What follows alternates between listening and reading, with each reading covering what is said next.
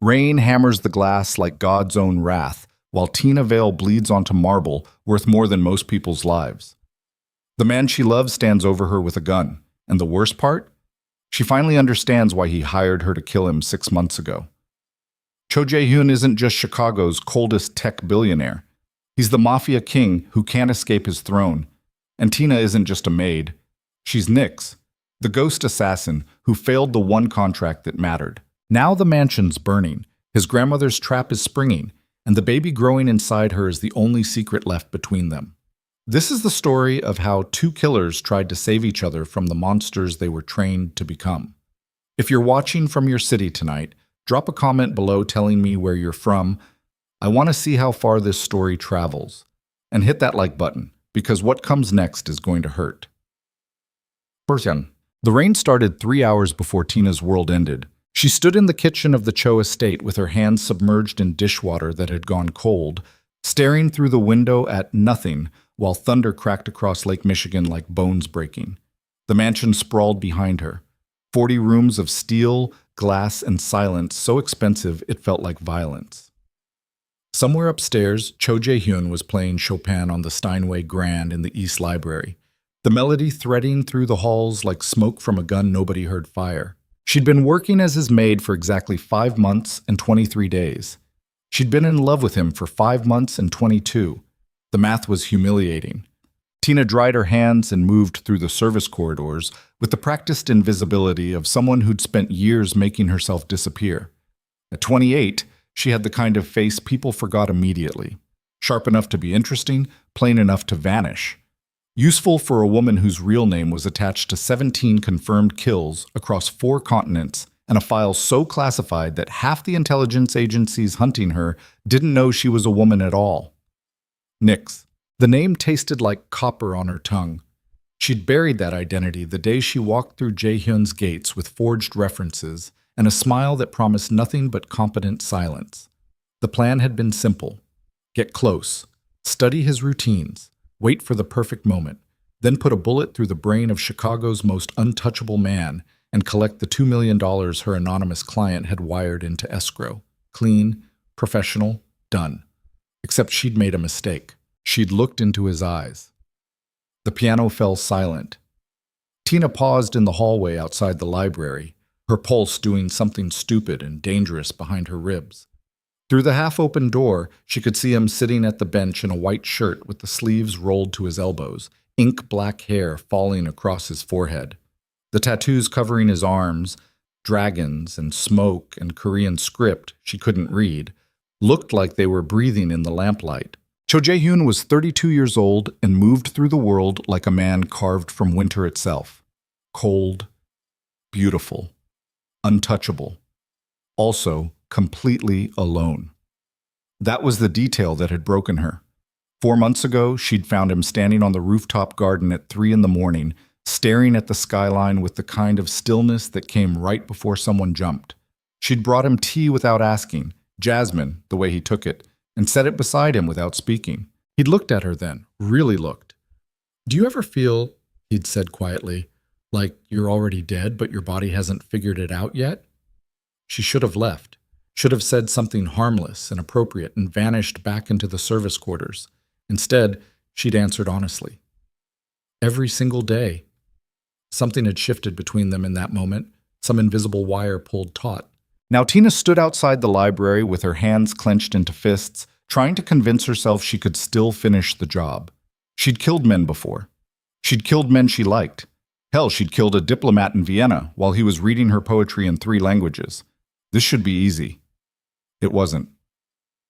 The door swung open. Jae-hyun stood in the threshold, watching her with those dark eyes that saw too much. He didn't smile. He never did. But something softened at the edges of his mouth. "You're lurking," he said. "I'm working." In the hallway, staring at nothing. It's called strategic standing, very advanced maid technique. The corner of his mouth twitched. Close as he got to a laugh. "Come in," he said, stepping aside. "I need your opinion on something." She should decline. Should make an excuse and retreat to the kitchen where the knives lived and her cover story made sense. Instead, she followed him inside. The library smelled like leather and old paper, and the cedar incense Jae-hyun burned when he couldn't sleep, which, based on the shadows under his eyes, was most nights. Floor-to-ceiling windows overlooked the lake, currently being beaten into submission by the storm. Lightning flickered, turning everything inside the room into a crime scene photograph. Jae-hyun moved to a side table where a bottle of scotch sat next to two glasses. "You drink?" he asked. "Not with my employers. Good policy." He poured 2 fingers into each glass anyway and held one out. "Break it." Tina took the glass. Their fingers brushed. She felt it like voltage. "What did you need my opinion on?" she asked, trying to sound normal while her heart attempted murder. He nodded toward the piano. "The third movement. I can't get the tempo right. Too fast and it sounds frantic, too slow and it dies. I don't know anything about music. You know about rhythm, breathing, timing." His eyes locked onto hers. "Killing." The room went silent except for rain hammering glass. Tina's fingers tightened around the scotch. "What?" "You move like someone trained to end lives," Jae-hyun said calmly, like he was discussing the weather. "Your weight distribution, the way you scan rooms, how you never sit with your back to a door." He took a sip. "I noticed the first week. Every instinct screamed at her to run, to grab the letter opener on the desk and put it through his throat before he could call security. Instead, she met his gaze. And you didn't fire me." "No." "Why not?" "Because," he said quietly, "I hired you anyway." The world tilted. Tina stared at him. "What are you talking about?" Jaehyun set down his glass and pulled a phone from his pocket. Not his usual one, something cheap and anonymous, and turned the screen toward her. On it, photographs. Surveillance shots of her in Prague, Rio, Berlin, each one time-stamped and annotated with clinical precision. Her real face, her real body, her real work. "I know who you are, Tina Vale," he said softly. "Or should I call you Nix?" The scotch slipped from her fingers and shattered against the hardwood. Jaehyun didn't flinch. "I know you're here to kill me. I know because 6 months ago, I placed a $2 million contract on my own life." His voice cracked, just slightly. "And I specifically requested you." Tina's brain was screaming static. "You're insane," she whispered. "Yes." He stepped closer, close enough that she could see the exhaustion carved into his face, the damage living behind his eyes. "I've been insane since I was 7 years old, and my father started the conditioning. Do you know what that means?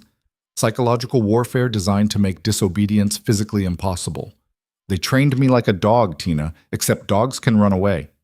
"Then run," she hissed. "You're a billionaire. Disappear." "I can't." The words came out broken. "The programming won't let me. I've tried. 8 times I've tried to leave this city, and every time my body shuts down. Panic attacks so severe I can't breathe. Migraines that feel like my skull's splitting open. Once, I made it as far as the airport before I collapsed and woke up 3 days later in a hospital bed with my grandmother standing over me, smiling. He was shaking now. Actually shaking. "So I hired the best killer I could find," he continued, voice raw. "And I prayed you'd be fast." Tina felt something inside her chest crack open. "Why didn't you tell me?" she demanded. "Why the charade? Why let me fall in love with me?" The words hit like bullets. "Don't," Tina said. "Why not?" "It's true." Jaehyun's hand came up, fingers brushing her jaw with a gentleness that destroyed her. "You think I didn't notice? The way you watch me. The tea at 3 a.m. How you rearrange the books on my desk so the spines line up perfectly because you know chaos makes me anxious. Stop. I was supposed to stay distant," he whispered. "Make it easy for you. But then you looked at me like I was human, and I—" His voice broke. "I couldn't do it. I couldn't stay away." Tina was crying. She didn't know when that started. "I can't kill you," she said. "You have to." "I can't. Tina. I love you too much to let you die." The confession hung between them like a lit fuse. Then Jae-hyun kissed her. It wasn't soft, wasn't gentle. It was drowning and desperation, and 2 people who'd spent their entire lives alone finally finding someone who understood the specific shape of their damage. Tina kissed him back like it could save them both. They collided against the piano in a tangle of need and violence, and something that felt like grief. His hands were in her hair, her fingers digging into his shoulders hard enough to bruise. The storm raged outside while they burned through every rule they'd made to protect themselves. When they finally broke apart, both gasping, Jae-hyun pressed his forehead to hers. "This doesn't fix anything," he said. "I know. My grandmother will kill you if she finds out." "Let her try." He laughed, breathless and broken. "You don't understand. Madame Cho isn't just the matriarch. She's the empire.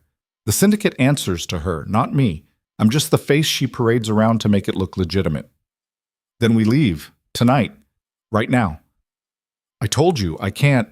"Then I'll drag you." "Tina." A door slammed somewhere in the mansion. They froze. Footsteps echoed through the halls, multiple sets, moving fast. Jae-hyun's expression shifted into something cold and lethal. Security wouldn't move like that. Something's wrong. He grabbed her wrist and pulled her toward a bookshelf on the far wall. His fingers found a hidden switch. The shelf swung inward, revealing a narrow staircase descending into darkness.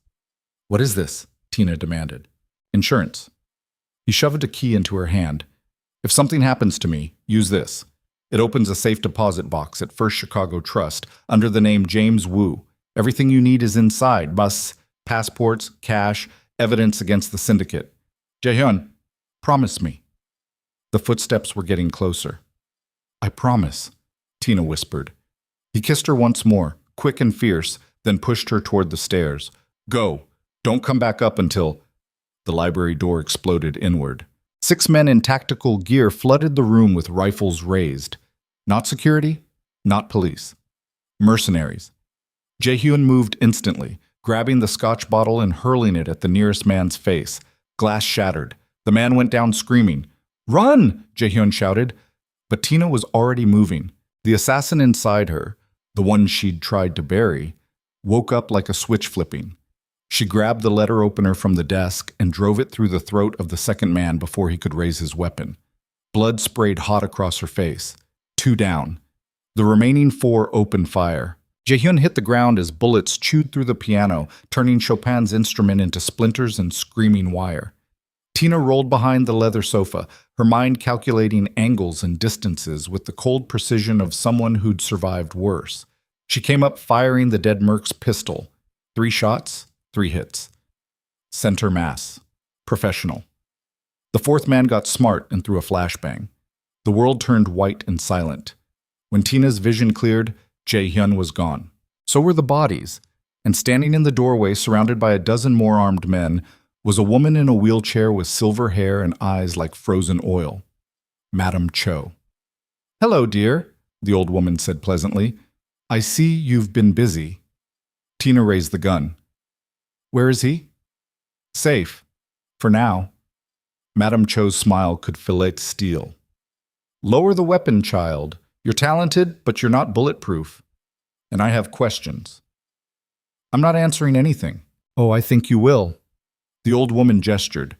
2 men stepped forward carrying something between them, a tablet showing security footage of Tina and Jae-hyun in the library, kissing. "You've complicated things terribly," Madame Cho said.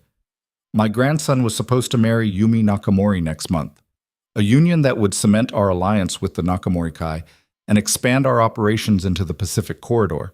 Instead, he's apparently fallen in love with his maid." Her voice hardened.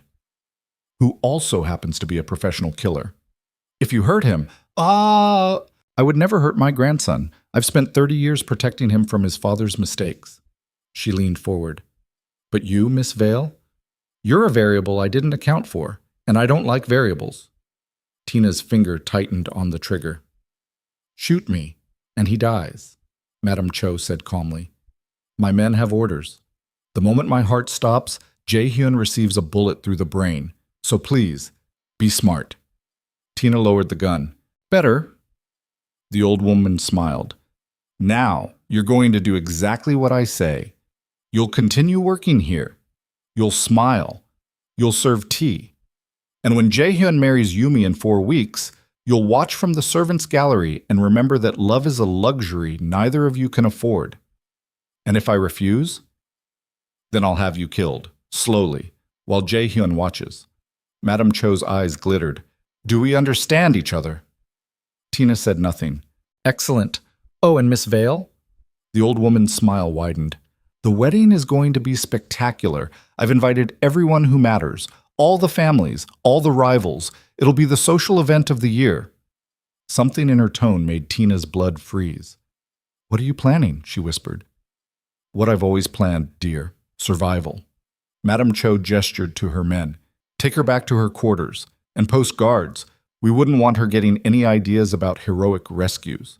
As they dragged Tina from the library, she caught one last glimpse of the old woman's face, and realized with bone-deep certainty that the wedding wasn't a celebration. It was a trap, and everyone invited was already dead. They locked Tina at the servants' wing like a dog in a kennel. The room was 8 feet by 10 with a single window overlooking the estate gardens and bars welded into the frame. A bed, a sink, a toilet.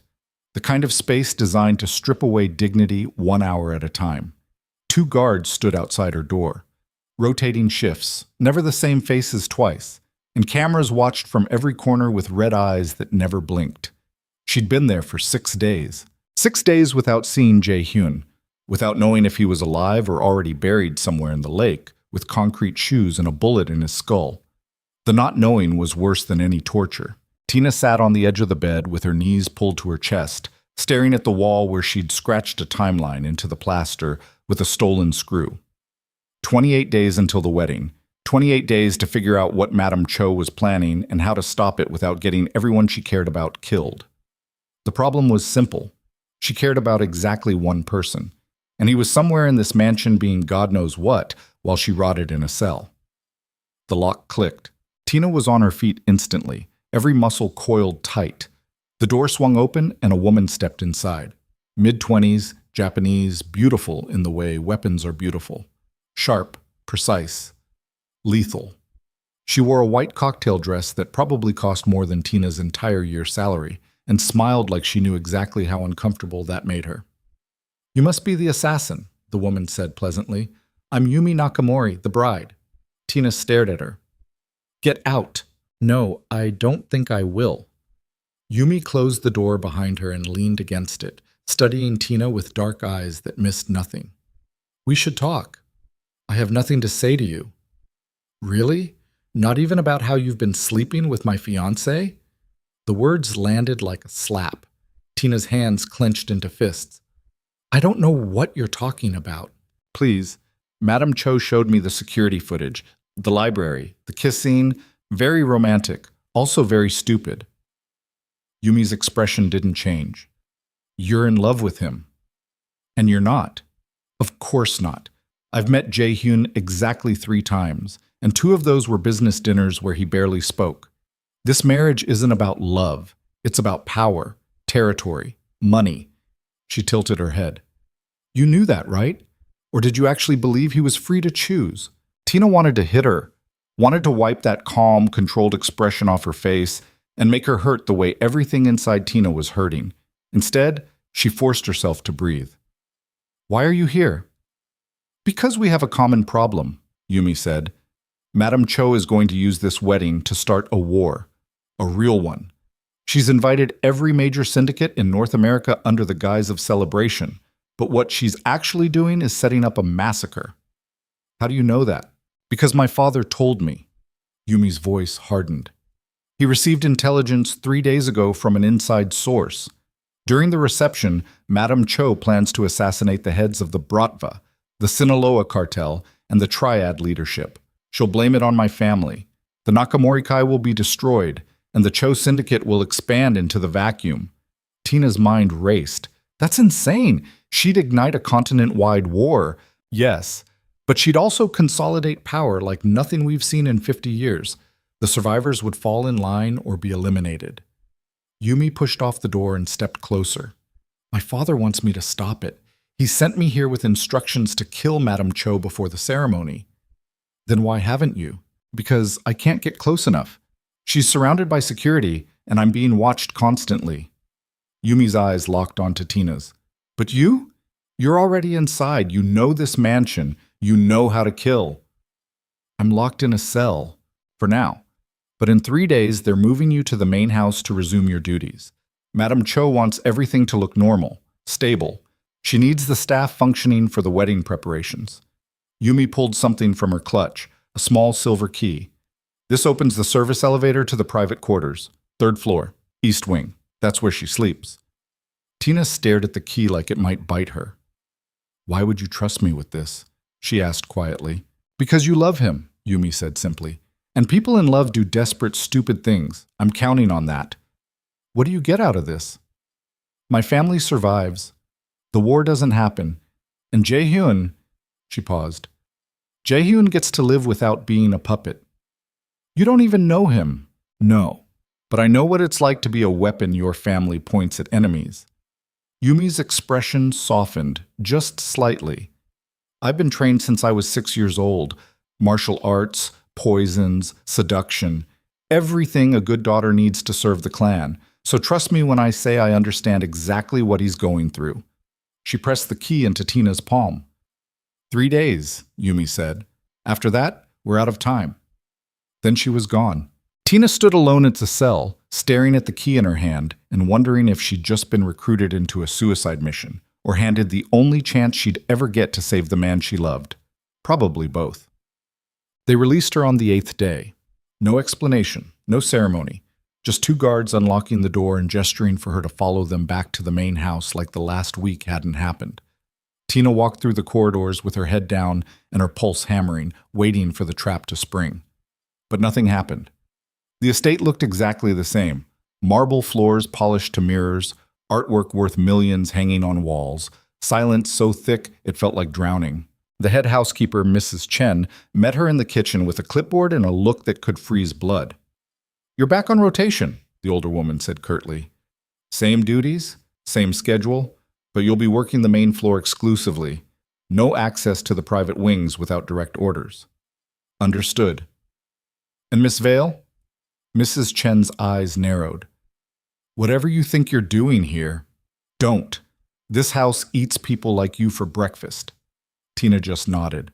She spent the next 2 days moving through the mansion like a ghost, serving tea and cleaning rooms and listening to fragments of conversation that painted a picture of something massive building toward explosion. The wedding preparations were in full swing, caterers arriving daily, florists transforming the ballroom into something out of a fever dream, security teams installing equipment that looked more like military hardware than event management. And everywhere, underneath the luxury, Tina could feel the violence waiting. She still hadn't seen Jae-hyun. That was its own kind of torture. Knowing he was somewhere in this building, alive, she had to believe alive, but completely unreachable. She'd tried asking the other staff, but everyone went silent the moment his name came up. Like mentioning him was dangerous. Like even thinking about him too hard might get you disappeared. On the 3rd night, Tina was delivering fresh linens to the guest suites when she finally caught a glimpse of him. He was in the East Gallery, standing in front of a massive window overlooking the lake, with his hands clasped behind his back. He wore a black suit that fit him like armor, and his hair was slicked back in a way that made him look older, harder, like the man she'd met in the library had been burned away and replaced with something carved from ice. Tina's breath caught. She wanted to run to him, wanted to grab his shoulders and shake him until the real Jae-hyun came back. But she forced herself to keep walking, to blend into the wallpaper like she'd been trained. Then he turned his head. Their eyes met. For exactly 3 seconds, the mask cracked. She saw the exhaustion underneath, the damage, the desperation of someone drowning in deep water with no surface in sight. Then his expression went blank again. He turned away. And Tina kept walking, with her heart shredding itself inside her chest. The key burned in her pocket like a live coal. Tina waited until 2 a.m., the dead hour, when even the guards got sloppy, before slipping out of her quarters and moving through the service corridors toward the private wing. The mansion was a maze of hidden passages designed to let staff disappear into the walls, and she'd spent the last 2 days memorizing every inch. The service elevator was exactly where Yumi said it would be. Tina slid the key into the lock. The doors opened with a soft pneumatic hiss that sounded like a gunshot in the silence. She stepped inside. The elevator rose smoothly, carrying her toward the 3rd floor where Madame Cho slept, surrounded by enough security to protect a head of state. This was insane. Suicidal. Even if Tina made it to the old woman's bedroom, even if she somehow got past the guards and the cameras and the door locks, what then? Put a pillow over her face and hope nobody noticed? The elevator stopped. The doors opened onto a dimly lit hallway lined with artwork that belonged in museums and carpet so thick it swallowed sound. Two guards stood outside a set of double doors at the far end, the only doors in the entire corridor. Madame Cho's suite. Tina pressed herself against the wall, thinking fast. She had no weapon, no plan, no backup. Just a key that got her this far and absolutely no idea what came next. Then one of the guards' radios crackled. East perimeter, possible breach. All units respond. Both men exchanged looks, then jogged toward the emergency stairwell, leaving the hallway empty. Too easy. Tina's instinct screamed trap, but she moved anyway. She crossed the corridor in 3 seconds, tested the door handle and found it unlocked. Definitely a trap. She pushed inside anyway. The suite was massive, 20 feet of luxury stretching toward floor-to-ceiling windows overlooking the estate. A hospital bed dominated the center of the room, surrounded by medical equipment that beeped and hummed in the darkness. And in that bed, small and fragile as a bird, lay Madame Cho. Except she wasn't asleep. "Hello, dear," the old woman said pleasantly. "Right on time." Tina froze. Madame Cho sat up slowly, her silver hair loose around her shoulders, eyes bright with something that looked like amusement. "Did you really think I wouldn't know? I've been watching you since the moment Yumi handed you that key. Then why let me come?" "Because we need to talk, privately, without my grandson's emotions getting in the way." She gestured to a chair beside the bed. "Sit." "I'd rather stand." "Sit, child, or I'll have you shot." Tina sat. Madame Cho smiled. "Better. Now, I'm going to tell you a story, and you're going to listen very carefully, because your life depends on understanding what I'm about to say. I'm not interested in— 30 years ago, the old woman continued, as if Tina hadn't spoken, my son married a woman I didn't approve of. An American, soft, weak. But he loved her, so I allowed it. And for a few years, they were happy. Then she got pregnant. Tina's hands clenched on the armrests. When Jaehyun was born, Madame Cho said quietly, my son did something unforgivable. He started training the boy, not to be strong, not to survive, but to be a weapon. He used techniques borrowed from military psychological conditioning programs, trauma-based programming designed to create absolute obedience. By the time Jaehyun was 7 years old, he couldn't disobey a direct order from his father without experiencing physical agony. Tina felt sick. I didn't know, the old woman continued, her voice cracking slightly. Not until it was too late. By the time I discovered what my son had done, Jaehyun's mother was dead. Suicide, though I've always suspected murder, and the boy was broken. A perfect soldier, a perfect heir, and absolutely trapped. So you killed him, Tina said flatly. Your own son. Madame Cho's eyes went cold. Yes. I put a bullet through his brain while he slept, and I've never regretted it. But killing him didn't free Jaehyun. The conditioning was already embedded. I've spent 3 decades trying to undo what my son did, and I've failed. Every therapist, every deprogramming expert, every medical intervention. Nothing works. Why are you telling me this? Because you need to understand what you're up against. The old woman leaned forward. That wedding isn't a trap for the other syndicates. It's a trap for Jaehyun. I've arranged for him to be captured during the chaos and taken to a private medical facility where a team of neurosurgeons will attempt to surgically remove the conditioning. Tina's blood went cold. You're going to cut into his brain? It's the only option left. The neural pathways created by the trauma are physical structures now. They have to be destroyed. Her voice hardened. And yes, he might die on the table, or wake up a vegetable, but at least he'd be free. That's not freedom. That's murder with extra steps. Then what's your solution? Madame Cho snapped. Let him suffer? Let him spend the rest of his life chained to programming that makes him want to die? He hired you to kill him, Miss Vale. Have you asked yourself why? Tina had. Every night, every moment she wasn't actively trying to survive. Because he's out of options, she whispered. Exactly. So I'm giving him one more. The old woman's expression softened. I know you love him. I can see it every time you look at him. But love isn't enough to save him. Only science can do that, and I need you to trust me. Trust you? You threatened to kill me. I threatened to kill you to see if you'd run. You didn't. That tells me you're serious about saving him. Madame Cho reached out with one skeletal hand and gripped Tina's wrist. Help me. The wedding happens in 3 weeks. During the chaos, you'll help me extract Jae-hyun to the medical facility. Afterward, if he survives, you can both disappear. New identities, new lives. I'll make sure of it. Tina stared at her. And if I refuse? Then I'll have you killed, and I'll do the extraction without you. Either way, Jae-hyun gets the surgery. The only question is whether you're there when he wakes up. The room went silent. Tina pulled her hand free and stood. I need time to think. You have 24 hours. After that, I assume you're an enemy. Madame Cho settled back against her pillows, suddenly looking every one of her 80 years. One more thing, Miss Vale. If you truly love my grandson, you'll ask yourself a very important question. What question? What's more important, saving the man he is now or giving him the chance to become someone new? Tina didn't sleep that night. She sat in her quarters with her back against the wall and her mind spinning through scenarios like a rat in a maze with all the exits sealed. Trust Madame Cho, the woman who'd threatened her, imprisoned her, and was planning to cut into Jae-hyun's skull with a scalpel? But the alternative was watching him suffer forever, or killing him herself and ending his pain the way he'd originally hired her to do. Both options felt like losing. By dawn, Tina still hadn't decided. She moved through her morning duties in a haze, serving breakfast to guests who didn't see her, and cleaning rooms that didn't need cleaning. Then, just before noon, everything shattered. She was in the main foyer arranging flowers when the front doors exploded inward. Not from a bomb, from a man. He walked through the entrance like he owned the world. 6'2", built like violence, with blonde hair and blue eyes, and a smile that had haunted Tina's nightmares for 5 years. Elias Kane, her dead fiancé, alive.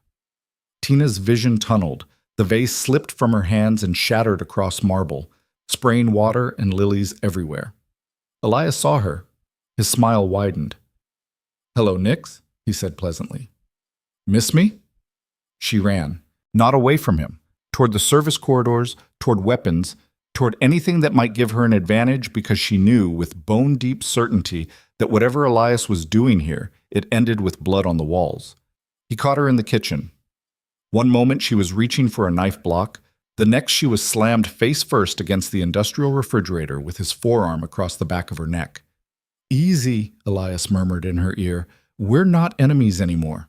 "You're dead," Tina gasped. "Tehran, the safe house explosion. I saw the reports." "You saw what I wanted you to see." He eased the pressure slightly. "The CIA burned me, Tina. Left me to die in that safe house with a kill team on the way. So I made a deal, faked my death, started working for people who actually pay on time." "Who? Does it matter?" He spun her around, pinning her against the refrigerator with his body. "I've been tracking you for months. Imagine my surprise when I realized you were here, playing house with Chicago's favorite crime prince." "Let me go." "Not yet. We need to talk. We have nothing to talk about." Really? Not even about how you're planning to help Madame Cho turn her grandson into a vegetable? Elias's smile turned sharp. "Yeah, I know about the surgery. I know about everything. The wedding, the syndicate war, the whole beautiful disaster." Tina's blood turned to ice. "How?" "Because I'm the one orchestrating it." He leaned closer. "Madame Cho hired my team to provide security for the wedding, which means I control who lives, who dies, and who gets dragged to that medical facility for experimental brain surgery. And right now, sweetheart, I'm thinking nobody lives." "You're going to kill him." "I'm going to kill everyone. The old woman, the syndicate heads, your boyfriend, everyone except you." His hand came up, fingers trailing along her jaw in a mockery of tenderness. "Because we're leaving together, tonight, just like we always planned." "I'm not going anywhere with you." "Yes, you are. Because if you don't, I'll make sure Jae-hyun dies slowly, and I'll make sure you watch." Tina's vision went red. She drove her knee into his groin with every ounce of strength she had. Elias doubled over with a choked gasp, and she followed up with an elbow to his temple that should have dropped him. It didn't. He caught her wrist mid-swing and twisted, forcing her to the ground. Pain exploded through her shoulder. "Still got that fire," he said, breathing hard. "Good. You're going to need it." Then he jabbed something into her thigh. A syringe, she realized too late. The world started spinning. "Don't worry," Elias said, his voice echoing from somewhere far away. "You'll wake up soon, and when you do, we'll be long gone from this place." "Jaehyun," Tina whispered. "Forget him. He's already dead. Just doesn't know it yet." Then the darkness swallowed her whole. When Tina opened her eyes, she was no longer in the mansion. She was in a penthouse. Glass walls, city lights. Chicago sprawled below like a circuit board. And sitting across from her in a leather chair, watching her with those cold blue eyes, was Elias. "Welcome back," he said. Tina lunged for him. She made it exactly 3 feet before the chain around her ankle pulled taut. She hit the floor hard, vision exploding with stars. "Easy," Elias said. "You're safe here. No syndicate, no grandmother, no psychotic boyfriend, just us." "Where's Jaehyun?" Tina demanded, her voice raw.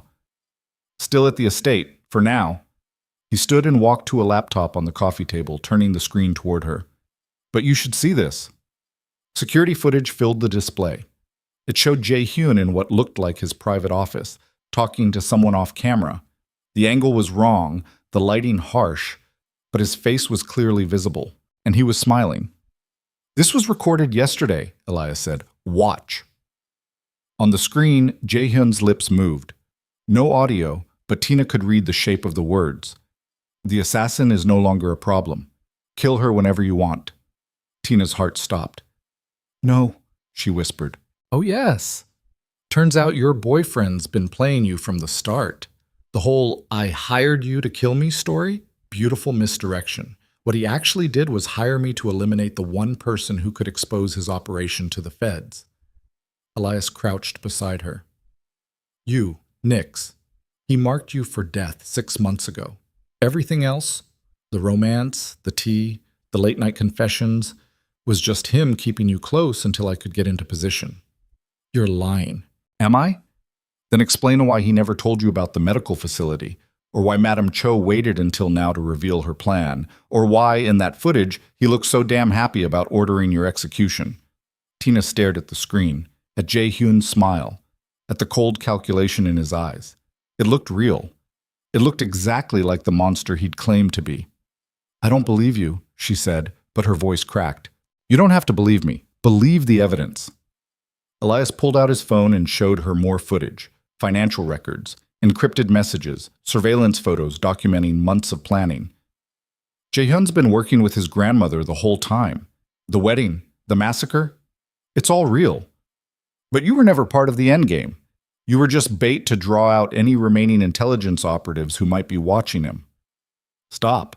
And tomorrow night, during the ceremony, he's going to personally put a bullet through your skull. Unless... Elias's hand cupped her face. "You come with me. Right now. We disappear. Let them all kill each other and start over somewhere warm." Tina wanted to scream. Wanted to break his fingers and claw his eyes out and run back to the mansion to prove he was lying. But the footage looked real. "I need time," she whispered. "You don't have time. The wedding is in 48 hours. After that, everyone dies." His thumb brushed her cheek. "I know you loved him. I know it hurts. But he was never real, Tina. The only real thing here is us. What we had. What we could have again." She closed her eyes, and for the first time in her entire life, Tina Vale had absolutely no idea what was true anymore. "Okay," she finally said. "Okay, what?" "I'll leave with you. After the wedding.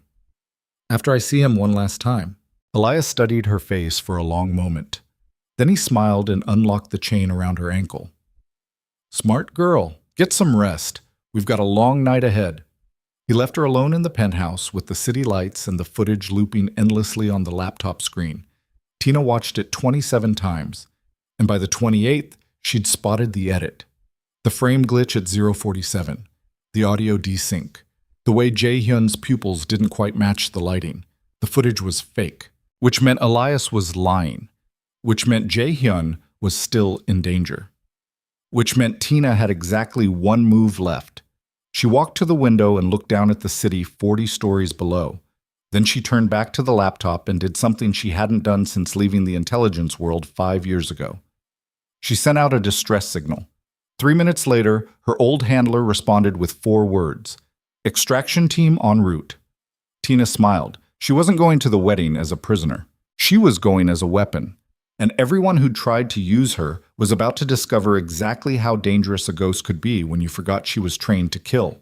The game wasn't over. It had just begun. The extraction team never came. Tina waited in the penthouse for 3 hours, watching the street 40 stories below for the tactical van that should have arrived within 20 minutes. She checked her phone obsessively, refreshing the encrypted app her handler had used to confirm the extraction. Nothing. By hour 4, she understood. They'd burned her. Again. The realization settled into her bones like ice water. Of course they had. She was a ghost, officially dead, operating under a fake identity while embedded with one of the most dangerous crime syndicates in North America. To the intelligence community, she wasn't an asset anymore. She was a liability. A loose end that needed tying off, which meant she was completely alone. Tina stood at the window and pressed her forehead against the cold glass, watching her breath fog the surface. Somewhere across the city, Jae-hyun was trapped inside that mansion with a grandmother planning to cut into his brain and a dead man orchestrating a massacre.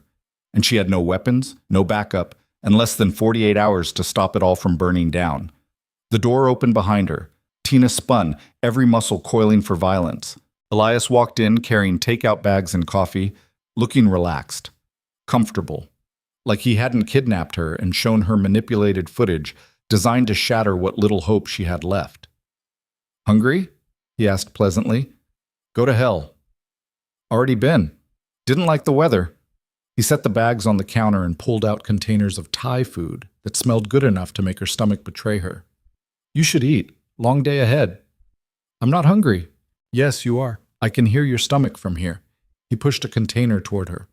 "Pad siu, extra broccoli. Still your favorite?" The familiarity of it, the casual knowledge of her preferences, the way he remembered details from a life they'd shared 5 years ago, made her want to scream. Instead, she sat down and ate. Not because she trusted him, but because refusing food was stupid, and stupidity got you killed. She needed her strength for whatever came next. Elias watched her with those pale blue eyes that had once made her feel safe, and now just made her skin crawl. "You figured out the footage was fake," he said. It wasn't a question. Tina kept chewing. "I'm actually impressed. Most people wouldn't catch the edit, but you were always better than most people." He leaned back in his chair. "Want to know why I showed it to you anyway?" "Not particularly." "Because I needed to see if you'd break. If your feelings for him were strong enough to override your training." He smiled. "And they are. Which means you're compromised. Emotional. Exactly what I need you to be." Tina set down her fork very carefully. "What are you talking about?" "The wedding, tomorrow night. You're going to walk into that ballroom, stand beside your precious crime prince, and when the shooting starts, you're going to freeze because you'll be too busy trying to save him to remember how to save yourself." Elias's expression hardened. "And while you're dying for love like some tragic opera, I'll be collecting the biggest payday of my career. Who hired you? Does it matter?"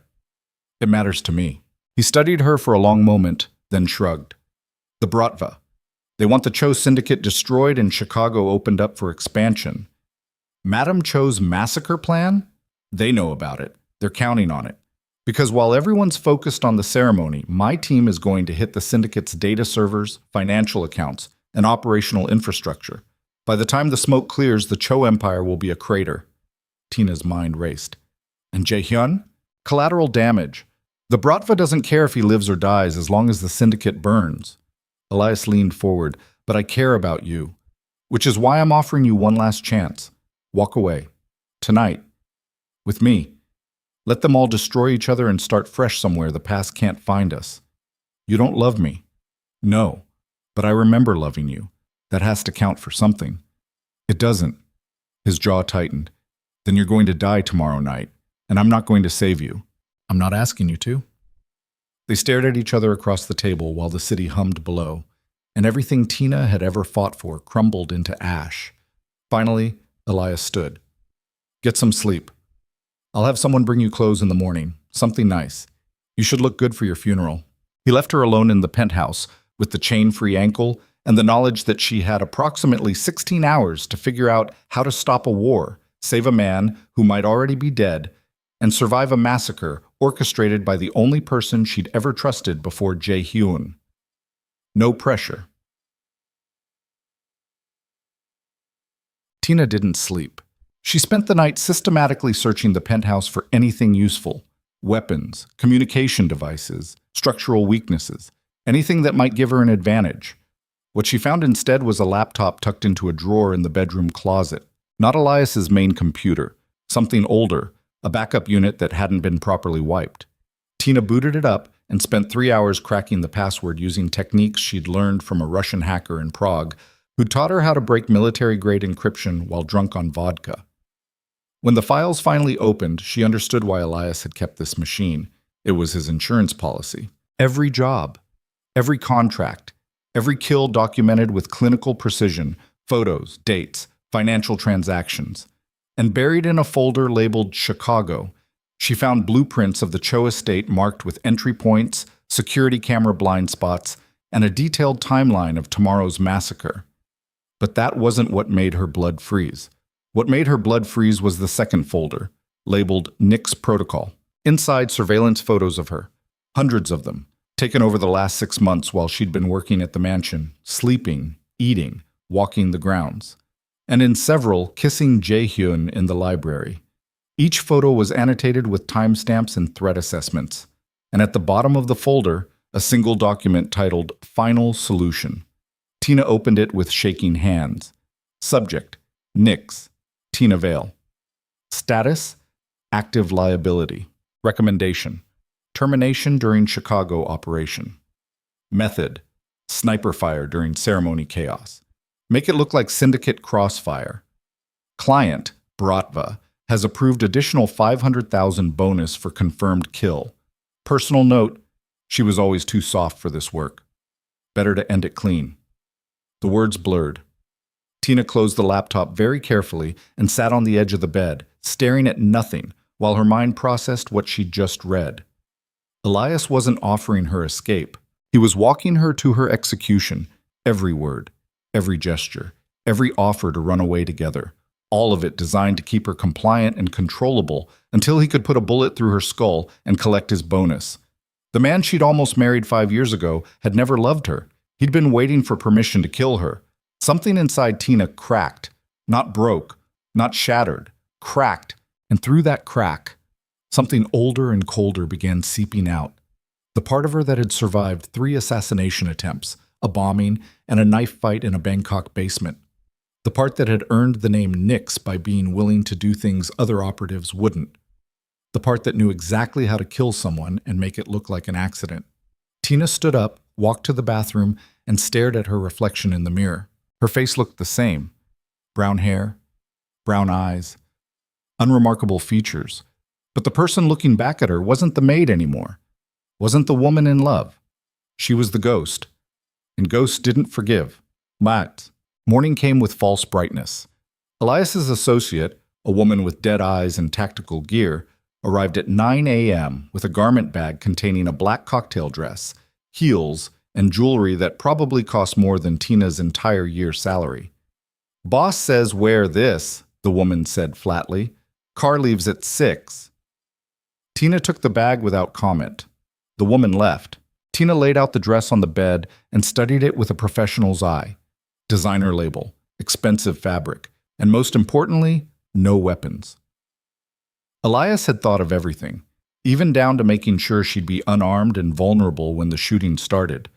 Too bad for him she'd spent the last decade learning how to kill with anything. The dress itself would work. Hemline above the knee, easy to move in. The heels were a problem, but she could ditch those. And the jewelry? Tina examined the necklace closely. Heavy, sharp clasp. If she snapped the chain, the individual links could be fashioned into makeshift cutting tools. Not ideal, but better than nothing. She showered, dressed, and spent the afternoon sitting by the window, watching the city and running scenarios through her head. The estate would be locked down tight, security everywhere. Elias's team in position, Madame Cho's people expecting an attack. And somewhere in that chaos, Jae-hyun. She had to get to him before the shooting started. Had to warn him about Elias, about the bratva, about his grandmother's plan to cut into his brain. Had to somehow convince him to trust her when the entire world was designed to make trust impossible. Simple. Except for the part where it was completely insane. At 5:45 p.m., Elias knocked on the door. "Time to go," he called.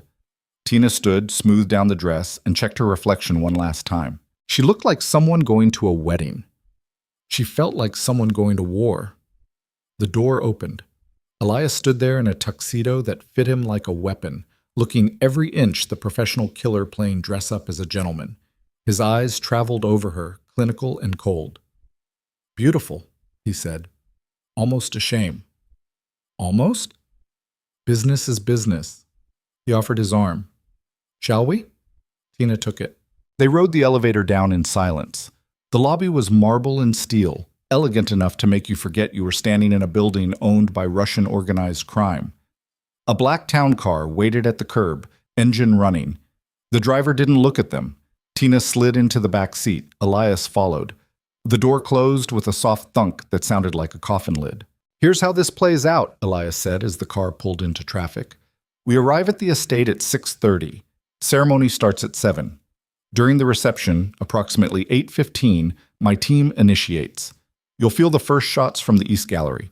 2 snipers, suppressed rounds, targeting the syndicate heads. That's your cue to get down and stay down. And Jae-hyun will be handled by someone else. Don't worry about him." "What if I do worry?" "Then you'll die worried." He pulled out his phone and showed her a live feed of the mansion. "See that? My people are already inside. Servers, caterers, security. Half the staff you're going to see tonight works for me. The Cho Syndicate is already dead. They just don't know it yet." Tina watched the screen, watched workers moving through the mansion's corridors, setting up tables, arranging flowers, doing all the mundane tasks that made a wedding look like a celebration instead of a killing floor. And somewhere in that building, Jae-hyun was getting ready to walk into his own execution, unless she stopped it. The car turned onto Lakeshore Drive, heading north toward the estate. 20 minutes. That's all she had left.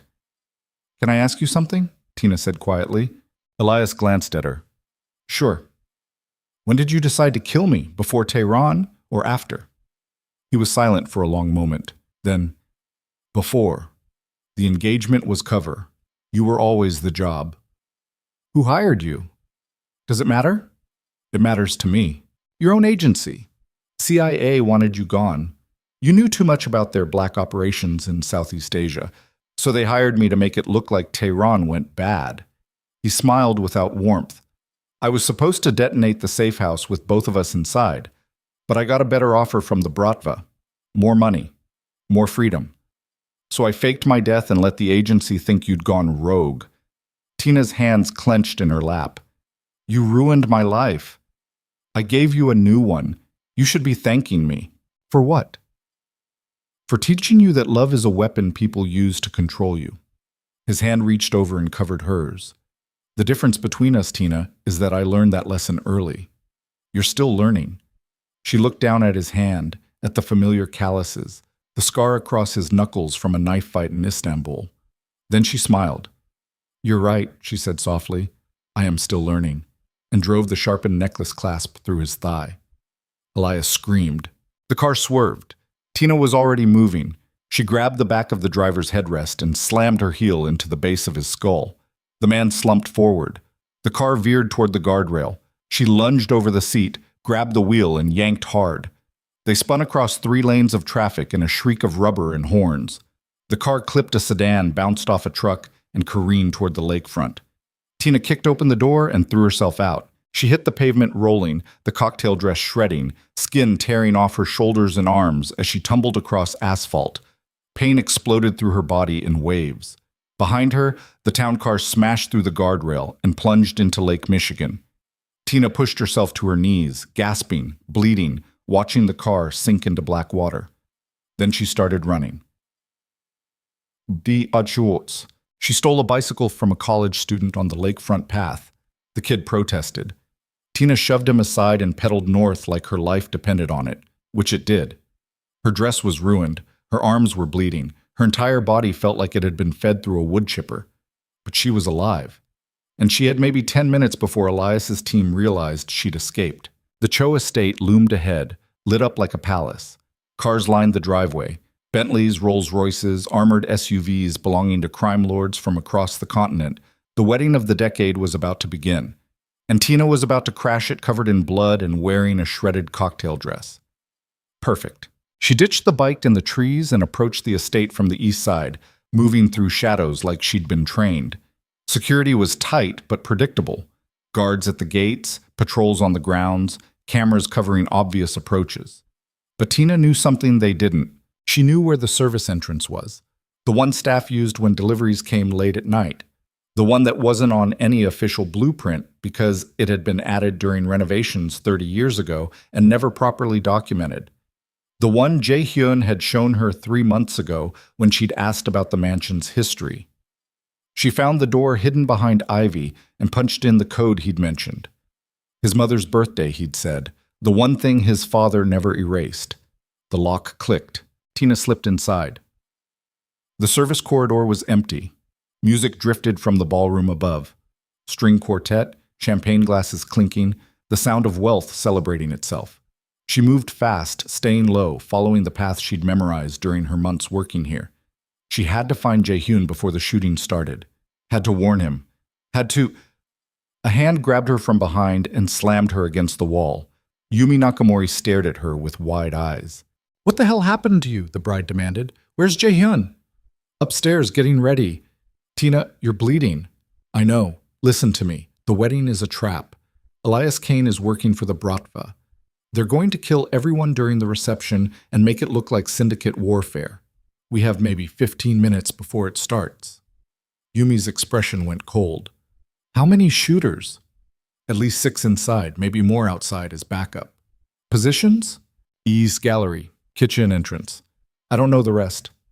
Yumi pulled a phone from inside her wedding dress, because of course she had a phone hidden in her wedding dress, and typed rapidly. My father's people are already positioned, but if Kane's team is inside, they're going to get massacred. Then we stop it. Yumi grabbed Tina's wrist. Can you fight? Always.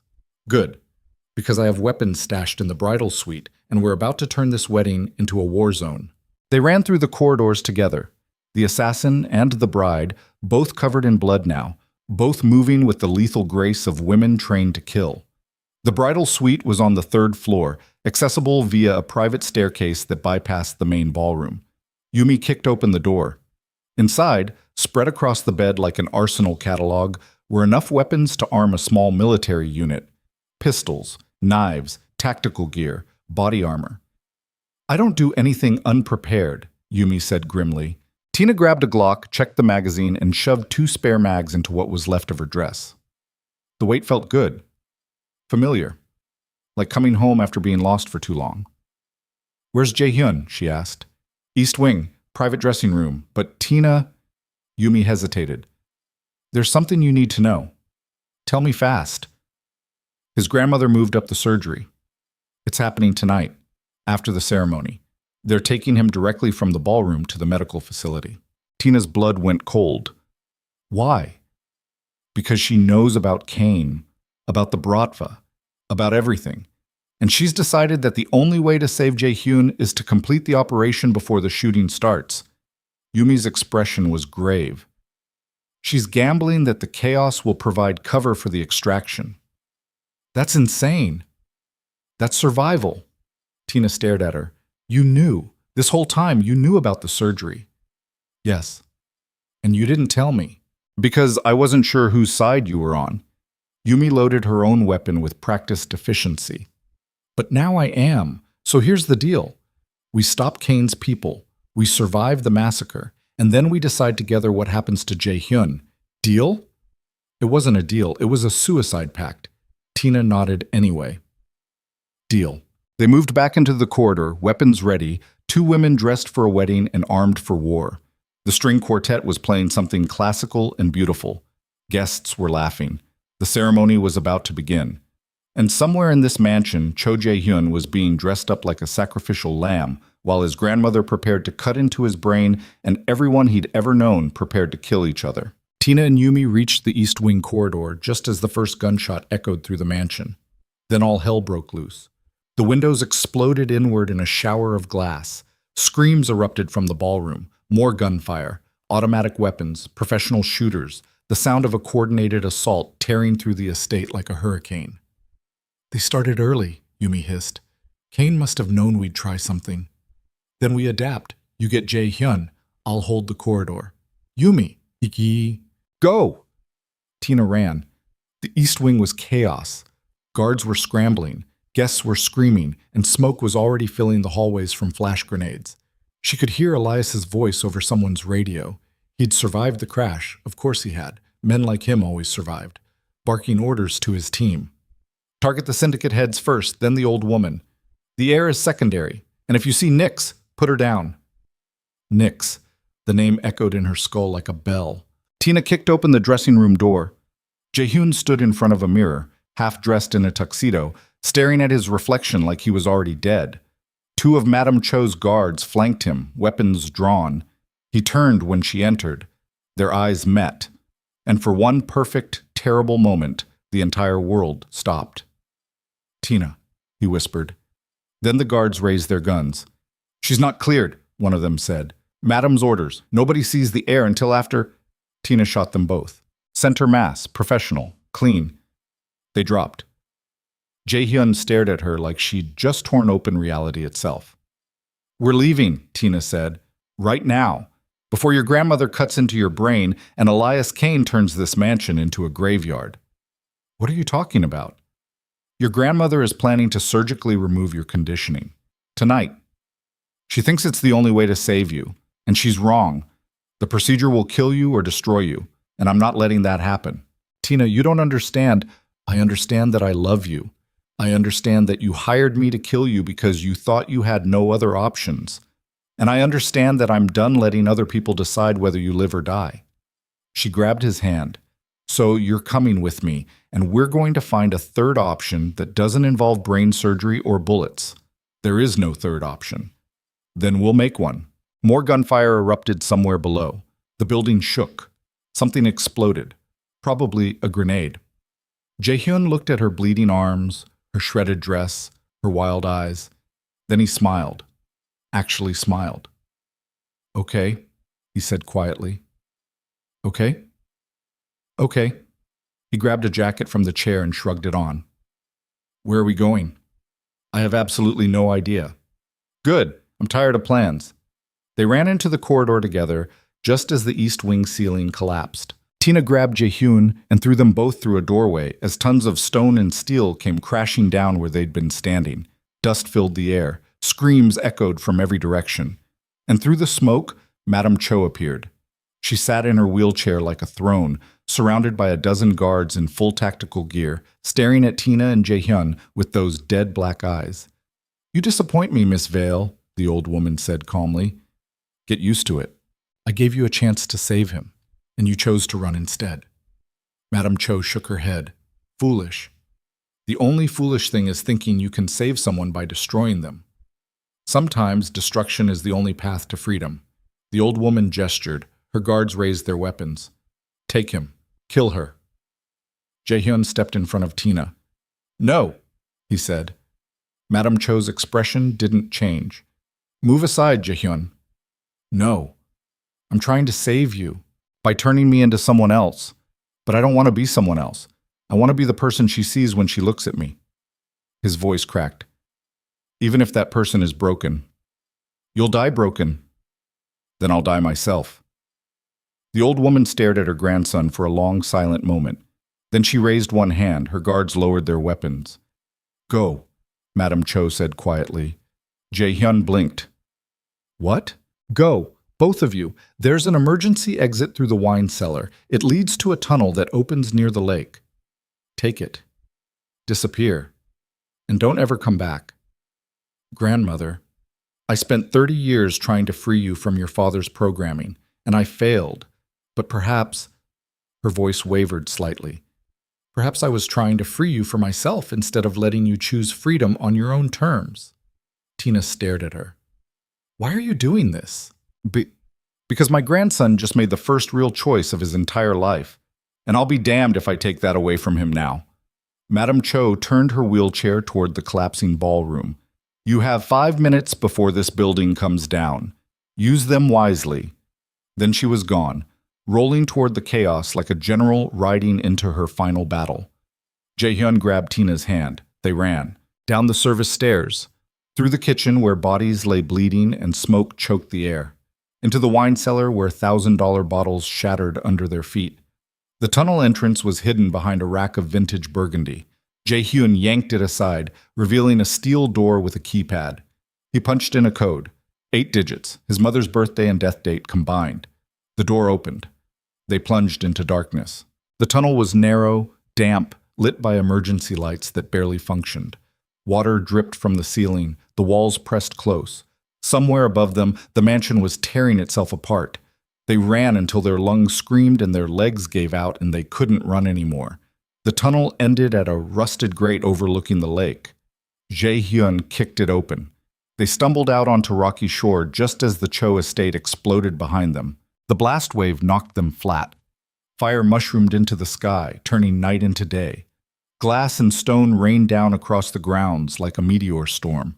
Tina covered Jae-hyun's body with her own, feeling shrapnel tear through her already destroyed dress, feeling heat scorch her back. When the world finally stopped ending, they lay tangled together on wet stones, gasping, bleeding, alive. Are you okay? Tina managed. No, Jae-hyun said. You? No. Good. At least we're consistent. She started laughing. Couldn't help it. The hysteria bubbled up from somewhere deep and wouldn't stop.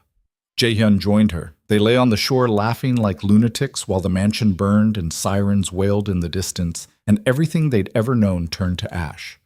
Then Tina's laughter choked off. Because standing on the rocks above them, silhouetted against the flames, was Elias Kane. Soaked, bleeding, holding a gun.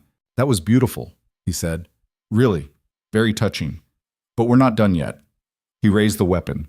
And Tina realized with perfect, crystalline clarity that she had nothing left to fight with. No weapons, no backup, no clever plans. Just her body between the man she loved and the man who wanted them both dead. Move aside, Nix, Elias said. Last chance. Tina didn't move. Your funeral. His finger tightened on the trigger, then his head exploded. The gunshot echoed across the water. Elias collapsed like a puppet with cut strings, blood and brain matter painting the rocks. And standing behind where he'd been, holding a smoking rifle, was Yumi Nakamori, still wearing her wedding dress, still covered in blood, still absolutely terrifying. You're welcome, she said. Then she collapsed too. Tina scrambled toward her. Yumi had been shot, twice, from the look of it, both in the torso. The wedding dress was soaked red. Get him out of here, Yumi whispered. My father's people will clean this up. But you need to disappear, tonight, before the Bratva realizes you survived. You need a hospital. I'll be fine. This isn't my first gunfight. She pressed something into Tina's palm, a phone. Contacts, money, passports, everything you need to vanish. Use it. Why are you helping us? Because someone should get a happy ending. Yumi's eyes started closing. Even if it's not me. Tina wanted to stay. Wanted to make sure the woman who'd just saved her life survived the night. But Jae-hyun was pulling her away toward the water, toward a boat tied at a small dock she hadn't noticed before. They climbed aboard. The engine turned over. And as they pulled away from the burning shore, Tina watched the Cho estate collapse inward like a dying star, taking with it 30 years of violence, power, and the prison that had held Jae-hyun captive since childhood. Where do we go? He asked quietly. Tina looked at the phone in her hand, at the possibilities it contained. Then she looked at him. Anywhere but here. They disappeared into the darkness while Chicago burned behind them, and the only two people who knew they were alive bled out on rocks under a sky full of smoke and sirens and the smell of freedom mixed with ash. The ghost and the king were dead. But Tina Vale and Cho Jae-hyun had just been born, and their story was far from over. The boat ran out of fuel 40 miles from Chicago. They drifted in darkness on Lake Michigan while dawn bled across the horizon like a wound opening. Tina sat in the stern with her arms wrapped around her knees, shivering in the ruined cocktail dress while lake water lapped against the hull. Jae-hyun hunched in the bow, staring at nothing, his tuxedo jacket torn and blood-crusted. Neither of them had spoken in an hour. What was there to say? Behind them, Chicago's skyline glowed soft and golden in the early light, beautiful and untouchable as a postcard. Somewhere in that city, investigators were sifting through the rubble of the Cho estate, counting bodies, asking questions nobody would answer, and somewhere, people were hunting them. The Bratva wouldn't accept failure quietly. They'd lost their inside man, their chance to take over Chicago, and their investment. They'd want blood. The syndicate remnants, whoever survived Madame Cho's final gambit, would want revenge. Even the intelligence agencies that had burned Tina would want her permanently silenced now that she'd become headline news. They were running out of time, fuel, and options. Tina pulled out the phone Yumi had given her. The screen was cracked but functional. She scrolled through the contacts, names she didn't recognize, and numbers without context, until she found a file labeled Emergency Protocol. Inside, bank account numbers, routing codes, cryptocurrency wallets containing enough money to disappear forever, and a single address in Rome, safe house, no questions. Use the name Moretti. We need to move, Tina said quietly. Jae-hyun didn't respond. Jae-hyun, I'm listening. No, you're not. You're drowning. She crawled forward, ignoring the way her body screamed protest. Look at me. He turned his head slowly. His eyes were empty. My grandmother is dead, he said. My home is rubble. Everyone I've ever known is either dead or hunting us. And I still can't feel anything except the conditioning telling me I should go back, that I should surrender, that running is wrong. His voice cracked. It's still inside me, Tina. After everything, it's still there. I know. Then why did we run? Why not just let the surgery happen? Maybe she was right. Maybe destruction was the only way. Tina grabbed his face between her hands, forcing him to meet her eyes. Because you deserve more than maybe, she said fiercely. You deserve the chance to figure out who you are when nobody's cutting into your skull or programming your responses. You deserve time, and I'm going to give you that time even if it kills me. It probably will. Then I'll die doing something that matters. Jae-hyun stared at her. Then, very slowly, he leaned forward and pressed his forehead to hers. I don't deserve you, he whispered. Nobody deserves anybody. We just get lucky sometimes. They stayed like that while the sun climbed higher and the boat drifted, and somewhere in the distance, a Coast Guard cutter's horn sounded across the water. We need to get off this lake, Tina said, before someone spots us. Jae-hyun nodded. He moved to the small motor and started working the manual crank, coaxing the engine into sputtering life. It wouldn't last long, maybe another few miles, but it might be enough to reach shore. Might. Tina was getting really tired of that word. They made landfall in a small town 40 miles south of Milwaukee. The boat's engine died completely as they coasted into a public dock where fishing vessels bobbed in morning light. Nobody was around yet, too early for tourists, too late for commercial fishermen. They climbed onto the dock on shaking legs and stumbled toward the parking lot like refugees from a war zone, which, Tina supposed, they were. A truck sat in the far corner, old, rusted, keys in the ignition because apparently people in small Midwestern towns still trusted each other. Tina felt briefly guilty about stealing it. Then she remembered Elias's head exploding and the guilt evaporated. They drove south with no particular destination except away. Jae-hyun slumped against the passenger window, unconscious or pretending to be, while Tina white-knuckled the steering wheel and tried to figure out their next move. Rome was an option. But getting to Rome meant passports, airports, security cameras. Dozens of opportunities to get flagged by whatever agencies were hunting them. They needed somewhere closer. Somewhere they could disappear while figuring out a long-term plan. Tina pulled over at a gas station outside Rockford and used the phone to access the emergency funds.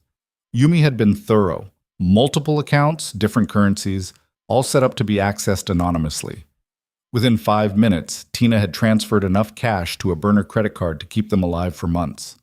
She filled the tank, bought 2 cups of terrible coffee and a bag of gas station sandwiches, and climbed back into the truck. Jae-hyun was awake now, staring at his hands like they belonged to someone else. Eat, Tina said, shoving a sandwich at him. Not hungry. Eat anyway. You're going into shock. I'm fine.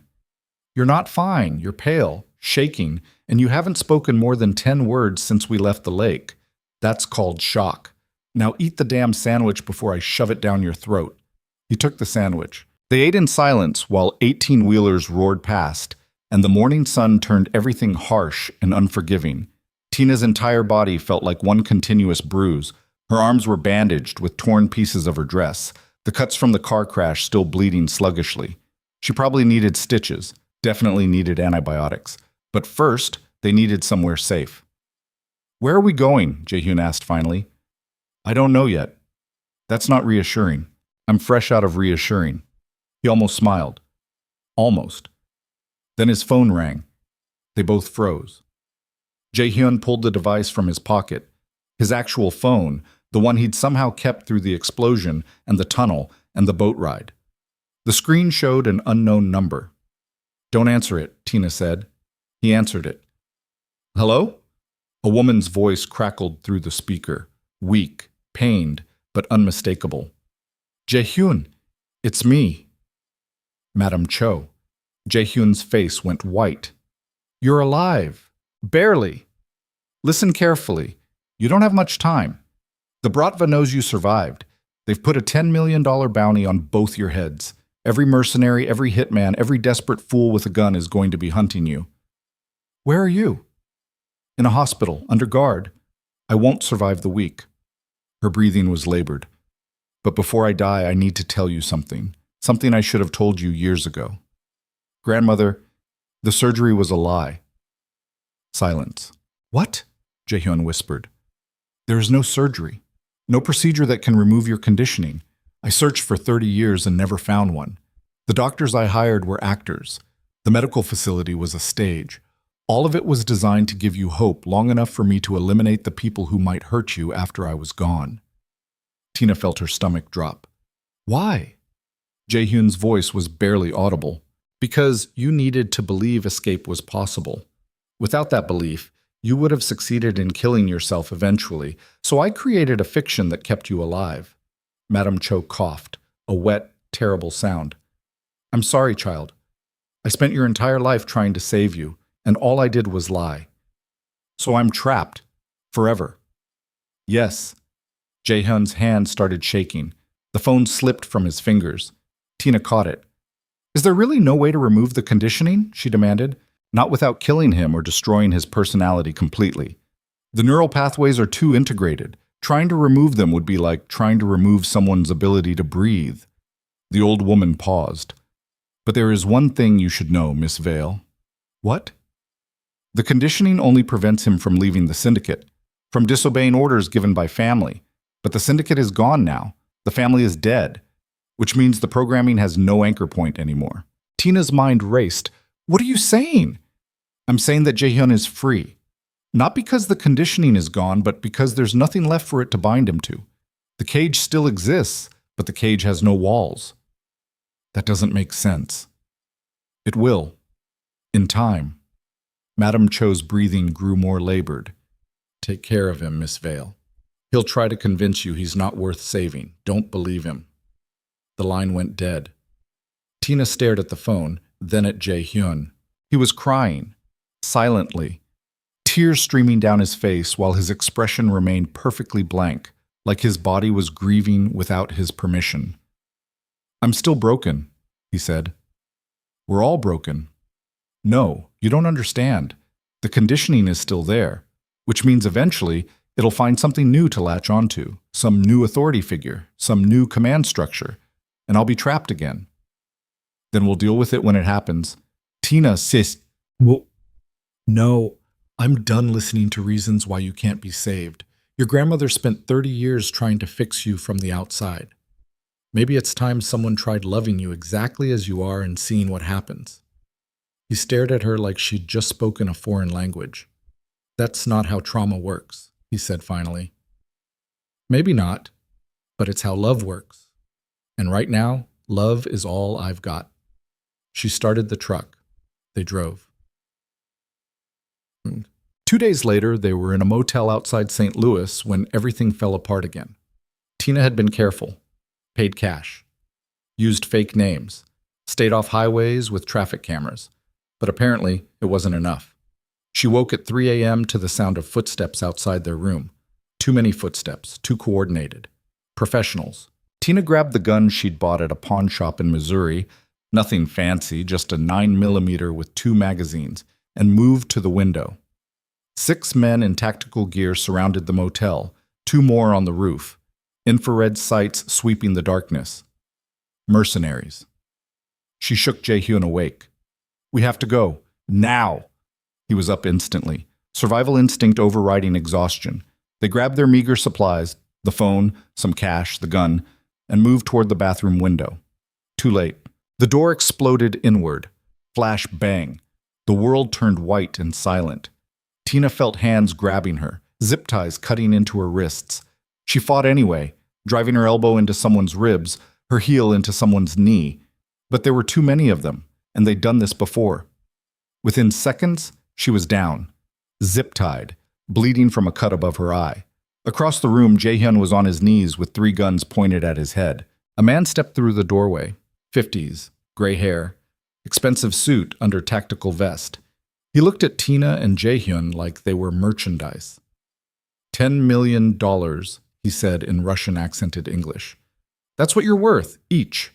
The Bratva will pay $20 million total for your corpses. But I'm thinking," he smiled, "maybe I can get more if I deliver you alive. Let them decide how you die." "Who are you?" Tina demanded. "Dmitry Volkov. I run extraction operations for the Bratva's North American division, and you two have caused me considerable trouble."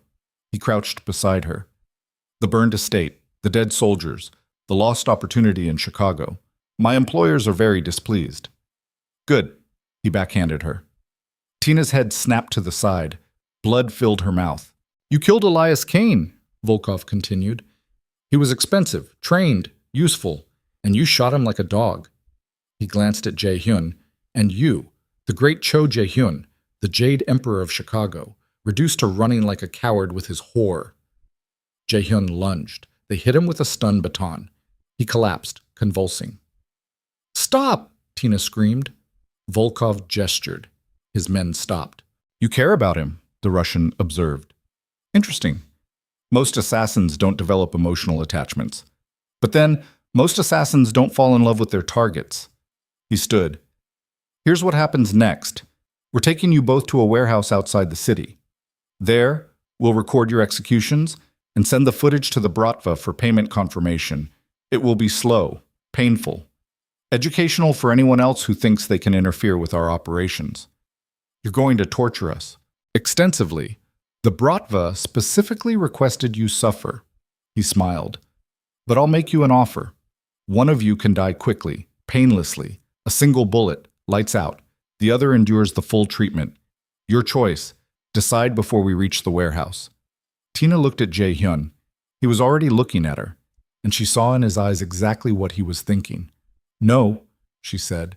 "Tina, no, we're not doing this. We're not choosing who dies.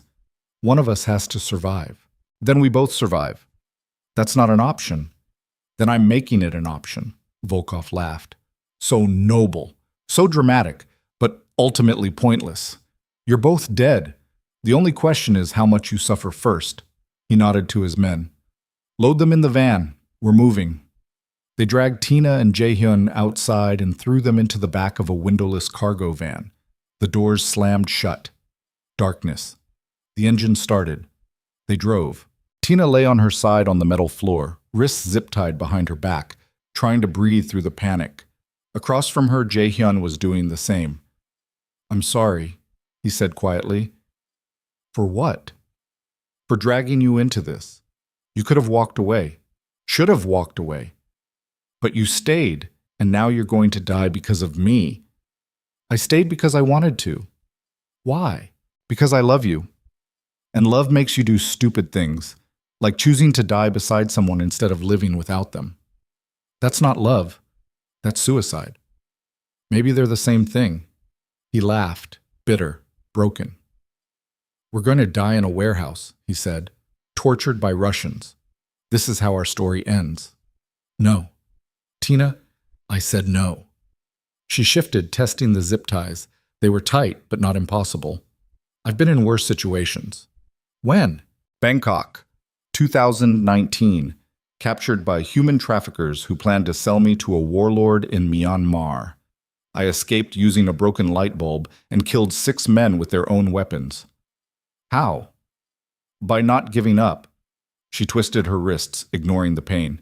The ties are cheap, industrial grade but poorly applied. Give me 5 minutes and I'll have them off. Then what? Then we kill everyone in this van and disappear again. There are 8 armed men out there. I've had worse odds. You're insane. Probably, but I'm also still alive, so clearly it works. She kept working the ties, twisting, pulling, feeling the plastic dig into her wrists until blood made her hands slippery. The pain was irrelevant. Pain was just information, the body telling you something was wrong. She already knew everything was wrong. 3 minutes later, the tie snapped. Her hands were free. Tina immediately went to work on Jae-hyun's bonds. His ties were tighter, professionally done, but she managed to loosen them enough for him to slip out. Now what? He whispered. Now we wait for them to open the doors. When they do, we attack fast and don't stop until everyone's dead, or we are. That's your plan? You have a better one? He was quiet for a moment, then, no. Then shut up and get ready. The van slowed, turned, stopped, the engine cut off. Voices outside. Russian. 3 men, maybe 4. The doors started to open. Light spilled into the darkness. Tina exploded forward. She caught the first man with her elbow across his throat, crushing his windpipe before he could shout. She grabbed his weapon, a submachine gun, and fired into the second man's chest. 3 rounds, center mass. Behind her, Jae-hyun moved like something unleashed. He grabbed the third man's head and twisted sharply. The neck broke with a sound like wood snapping. Then all hell broke loose. Gunfire erupted from every direction. Tina dove behind the van's rear wheel, returning fire in short, controlled bursts. 2 more men went down. But there were more, too many. And they had cover. She was going to run out of ammunition before she ran out of targets. Jae-hyun, she shouted, I'm here! He was on the far side of the van, crouched behind a concrete barrier, bleeding from a graze across his shoulder, but alive. We need to move, Tina called. The warehouse! Get inside! They ran. Bullets chased them across broken asphalt, chewing through concrete and metal. Tina felt something hot slice across her thigh, but didn't stop. Stopping was death. They crashed through a rusted door into the warehouse. Inside, darkness, industrial machinery, the smell of oil and decay, and silence. Tina pressed her back against the wall, breathing hard, trying to orient. The warehouse was massive, easily 50,000 square feet of empty space, broken up by support columns and abandoned equipment. Perfect for an ambush, terrible for an escape. How many rounds do you have left? Jae-hyun whispered. Tina checked the magazine. 6. I'm out. Great. Sorry. Don't apologize, just stay close and don't die. They moved deeper into the warehouse, using the columns for cover. Somewhere behind them, the mercenaries were regrouping, coming after them. There was nowhere to run. No exit except the one they'd come through. They were trapped. Tina's mind raced through scenarios. All of them ended with bullets and blood. Then she saw it. A catwalk running along the ceiling, access ladder 30 feet ahead. If they could reach it, get to higher ground, they'd have an advantage. Not much of one, but better than nothing. There, she hissed, pointing. Jae-hyun nodded. They ran. Gunfire erupted. Bullets sparked off metal. Tina returned fire blindly, just enough to make the shooters duck. They reached the ladder. Jae-hyun went up first. Tina followed, her wounded legs screaming. They reached the catwalk just as the mercenaries stormed into the warehouse below. Volkov's voice echoed through the space. You're delaying the inevitable, he called. There is no escape. Surrender now and I promise the woman dies quickly. Tina didn't answer. She was scanning the warehouse, looking for anything useful. Industrial equipment, oil drums, electrical panels. Then she saw the overhead crane. It hung from ceiling tracks, positioned directly above where the mercenaries were gathering. The control panel was 20 feet away on the catwalk. She looked at Jae-hyun. He'd seen it too. "Can you work a crane?" she whispered. "I grew up in a syndicate. I can work anything." "Then get to that panel. When I say go, drop it on them." "Where will you be?" "Drawing their fire." "That's suicide. Everything we've done for the last week has been suicide. At least this time we're choosing how." She grabbed his face and kissed him hard. "I love you. Don't waste this." Then she was moving, down the catwalk toward the far side of the warehouse, making noise, drawing attention. "Here!" she shouted. "Come get me, you Russian bastards!" It worked. Half the mercenaries broke off, chasing her position. Tina fired her last 6 rounds, dropping 2 more men. Then her gun clicked empty. She threw it at the nearest merc and ran. Behind her, Jae-hyun reached the crane controls. "Now!" Tina screamed. The crane released. 10 tons of industrial steel dropped like God's hammer. The mercenaries saw it too late. They scattered, but the crane caught 3 of them, crushing bone and flesh into the concrete floor. The survivors opened fire wildly. Tina felt bullets whip past her head, one so close it burned her cheek. She dove behind an oil drum and waited for the end. Instead, the warehouse filled with new gunfire, but not aimed at her, aimed at the mercenaries. Tina risked a look. A dozen figures in tactical gear poured through the warehouse entrance. Professional, coordinated, not Bratva. They methodically eliminated the remaining mercenaries with precision that spoke of military training. Within 90 seconds, it was over. Volkov lay dead with 3 bullets through his chest. The warehouse went silent. A figure approached Tina's hiding place. Woman, late 30s, Asian features. She pulled off her helmet. Yumi Nakamori, alive, bandaged, moving stiffly, but alive. "You're late," Tina managed. "Traffic was terrible." Yumi offered her hand. "You okay?" Define okay. "Still breathing?" "Barely." "Then you're okay." Yumi helped her stand. "My father's people have been tracking you since you left Chicago. We knew about the bounty. New mercenaries would come. So we followed and waited for an opening. You used us as bait." "Yes, but you're alive, which is more than you'd be without us." She gestured to her team. "We're extracting you, now, before more hunters arrive." Jae-hyun climbed down from the catwalk. He looked at Yumi like she was a ghost. "You're supposed to be dead," he said. "I got better." She smiled slightly. "Both of you need medical attention. We have a safe house in Colorado. No cameras, no records. You can recover there while we figure out your next move." "What next move?" Tina asked. "We're marked. There's a $20 million bounty on our heads. Every mercenary in the world is hunting us." "Then we remove the bounty." "How?" Yumi's expression went cold. "By making the Bratva wish they'd never heard your names." Tasik. 3 days later, Tina sat in a cabin in the Colorado Rockies while a doctor stitched her wounds and lectured her about infection. The safe house was exactly what Yumi had promised. Isolated, secure, invisible. 20 miles from the nearest town, surrounded by forest and mountains. The kind of place you could disappear into and never be found. Jae-hyun sat across the room, staring into a fireplace, his shoulder bandaged and his eyes distant. He hadn't spoken more than a dozen words since the warehouse. The weight of everything, his grandmother's death, the conditioning revelation, the endless running, had finally caught up with him. He was breaking. Tina could see it. The doctor finished and left them alone. Tina walked over and sat beside Jae-hyun on the floor. "Talk to me," she said. "About what?" "Anything, everything. I don't care. Just talk." He was quiet for a long time. Then, "I keep thinking about what my grandmother said, that the conditioning has no anchor anymore, that I'm technically free." "You are free." "Am I?" "Because it doesn't feel like freedom. It feels like I'm still waiting for someone to give me orders, still waiting for the pain to start if I disobey." His hands clenched. What if she was wrong? What if the conditioning finds something new to latch on to? Then we deal with it.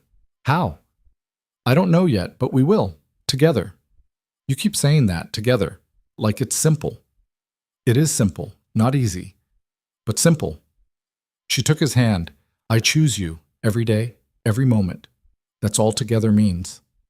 Jae-hyun looked at her finally, really looked, and Tina saw something in his eyes that hadn't been there before. Hope, fragile, terrified, but there. I don't know how to be free, he whispered. Neither do I, so we'll figure it out as we go. That's a terrible plan. It's the only plan we have. He almost smiled. The door opened. Yumi walked in, carrying a laptop. We have a problem, she said. Of course they did. The Bratva released a statement, Yumi continued. They're doubling the bounty, 40 million, and they've added a stipulation. Anyone who brings you in alive gets 50 million and a seat at their leadership table. Tina felt her stomach drop. That changes everything. Yes, it means we can't wait for this to blow over. We have to act. Yumi set the laptop on the table. On the screen, surveillance photos of a compound in upstate New York. That's the Bratva's North American headquarters, where their leadership meets, where decisions get made. You want us to attack it? Jaehyun said flatly. No, I want us to attack it, together. My father's assembled a strike team, 40 operators, best equipment, full tactical support. We're going to walk into that compound, eliminate their leadership, and burn their operations to the ground. That's insane. So was surviving this last week, but you did it anyway. Yumi's expression was steel. The only way to end this is to cut off the head. Make the Bratva afraid. Make them understand that you're not prey. You're predators who've decided to bite back. Tina looked at Jae-hyun. He was staring at the screen, at the compound where men were planning their deaths. When? He asked. 3 days. We move on Friday at 0300 hours. Yumi turned to leave, then paused. One more thing. If we do this, there's no going back. You'll be declaring war on one of the most powerful criminal organizations in the world. Your lives will never be normal again. They were never going to be normal, Tina said quietly. Then I guess you're all in. After Yumi left, Tina and Jae-hyun sat in silence, watching the fire burn down to embers. Are we really doing this? Jae-hyun asked finally. Yes. We could run instead. Take the money. Disappear somewhere. They'll never find us. They'll always find us. Running is just dying slowly. Tina stood. I spent 5 years running. I'm done. If they want us dead, they're going to have to work for it. Jae-hyun rose beside her, and for the first time since she'd met him, he looked like something more than a broken man. He looked dangerous. Then let's give them a war, he said. 3 days later, they boarded a helicopter bound for New York. Armed, trained, ready. The Ghost and the King were going hunting, and the Bratva was about to learn what happened when you tried to cage wolves who'd already tasted freedom. The war was coming, and it would be written in blood and fire and the screams of men who thought power made them untouchable. They were wrong, and they were about to find out exactly how wrong. The helicopter touched down 3 miles from the Bratva compound at 02:45 hours on a Friday morning when the world was still dark, and the only witnesses were stars that didn't care about human violence. Tina stepped onto frozen ground wearing tactical gear that fit like a second skin and carrying weapons that felt more familiar than her own heartbeat. Beside her, Jae-hyun moved with the controlled precision of someone who'd been trained since childhood to operate in darkness. He'd been quiet during the flight. Not the broken silence of before, but something sharper, more focused, like a blade being drawn from its sheath. Yumi gathered the strike team in a clearing surrounded by bare trees, 40 operators, all handpicked from her father's organization. Veterans, killers, people who understood that tonight wasn't about justice or honor. It was about survival. Listen up, Yumi said, her voice cutting through the cold air. The compound has 60 armed personnel, 20 on perimeter patrol, 15 inside the main building, the rest scattered across outbuildings and the motor pool. Our target is the leadership meeting happening in the central structure. 7 men, all of them responsible for the bounty on Tina and Jae-hyun's heads. She pulled up a holographic display showing the compound layout. We hit them in 3 waves. Alpha team takes the perimeter. Bravo secures the outbuildings. Charlie, that's us, goes straight for the leadership. Fast, brutal, no survivors who can retaliate. Her eyes found Tina and Jae-hyun. You two are with me. Stay close, watch your angles. And remember, we're not here to win cleanly. We're here to send a message written in blood. The team dispersed into tactical positions. Tina checked her weapons one final time. 2 pistols. Combat knife. Enough ammunition to start a small war. She could feel her pulse thrumming steady and cold, the way it always did before a kill. The assassin inside her, Nix, The ghost who'd terrified intelligence agencies across 4 continents had been sleeping for months. Tonight, she woke up. Jae-hyun caught her eye. "You ready?" "No," Tina said honestly, "but I'm doing it anyway." Good answer. They moved through the forest like shadows learning how to walk. No sound, no wasted movement, just controlled violence waiting for permission to explode. The compound appeared through the trees. A sprawling estate disguised as a private retreat, complete with stone walls, guard towers, and enough security to protect a head of state. Lights blazed from windows. Men walked patrols with rifles slung across their chests. They had no idea what was coming. Alpha Team struck first. Suppressed gunfire whispered through the darkness. Guards dropped without screaming. Within 90 seconds, the perimeter was clear. Bravo moved in, securing the outbuildings in a coordinated sweep that left no witnesses. Then it was Charlie's turn. Tina, Jae-hyun, and Yumi led 12 operators toward the main building. They moved fast, using the shadows and the brief chaos of the initial assault to close distance. When they hit the doors, they hit them hard.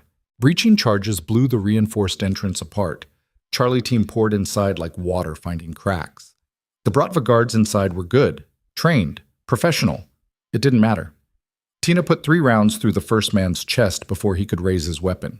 Jae-hyun took the second with a knife to the throat, moving with the cold efficiency of someone who'd been trained to kill before he learned to read. The team flowed through the corridors like a machine built for murder. They reached the central conference room in under 2 minutes. 7 men sat around a mahogany table, frozen in the middle of a conversation that would never finish. Expensive suits, expensive watches, the kind of wealth built on suffering and blood. The Bratva leadership. They looked up as Charlie Team stormed in. The oldest one, gray hair, eyes like frozen concrete, raised his hand slowly. "Wait," he said in heavily accented English. "We can negotiate." Yumi shot him in the face. "No," she said. "We can't." Then all hell broke loose. The leadership dove for weapons hidden beneath the table. Bodyguards appeared from hidden doors. The conference room became a killing floor painted in muzzle flashes and screaming. Tina moved on instinct. 2 shots dropped a bodyguard coming through the left door. She spun and put a knife through another man's kidney, feeling the blade scrape against bone. Hot blood sprayed across her hands. Beside her, Jae-hyun fought with a precision that was beautiful and terrible. He moved like water, flowing around gunfire, redirecting violence back at its source. A guard came at him with a knife. Jae-hyun caught the man's wrist, twisted, and used the momentum to drive the blade into its owner's throat. The man gurgled and fell. Within 30 seconds, it was over. 7 leadership members dead, 4 bodyguards bleeding out on expensive carpet. The conference room looked like an abattoir. Tina stood in the center of the carnage, breathing hard, covered in blood that wasn't hers. "Clear," Yumi reported over the radio. "Leadership is down. Begin extraction." They moved back through the compound, faster now, adrenaline burning through their systems. Alpha and Bravo teams had secured the exit routes. The Bratva compound was a smoldering ruin behind them, bodies scattered across grounds that had never seen this much violence. They'd won.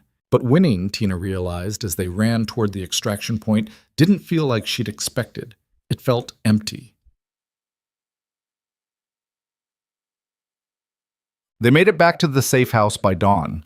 The strike team dispersed immediately, professionals who understood that clustering after an operation was suicide. Yumi stayed long enough to confirm the Bratva's surviving members had received their message. A video recording of the leadership's execution, delivered anonymously to every major syndicate in North America. The bounty was gone. Not because the Bratva forgave them, but because the Bratva no longer existed as a coherent organization. "It's done," Yumi said quietly. She stood in the safe house doorway, still wearing blood-spattered tactical gear. "My father's people are monitoring communications. The remaining Bratva cells are fragmenting, fighting each other for control. They won't have time or resources to hunt you anymore." "What's the cost?" Tina asked. 43 confirmed kills, total destruction of their North American operations, and a power vacuum that's going to ignite gang wars across 6 cities. Yumi met her eyes. People are going to die because of what we did tonight. Innocents, bystanders, people who had nothing to do with this. "I know." Does that bother you? Tina thought about it, really thought. Yes, but not enough to wish we'd done it differently. Yumi nodded slowly. That's the difference between soldiers and monsters. Soldiers regret the collateral damage. Monsters don't notice it. She turned to leave, then paused. You two should disappear for a while. Real disappear. New identities, new continent. My father can arrange it. And then what? Jae-hyun asked. He sat by the fireplace, staring at his blood-stained hands. We just live?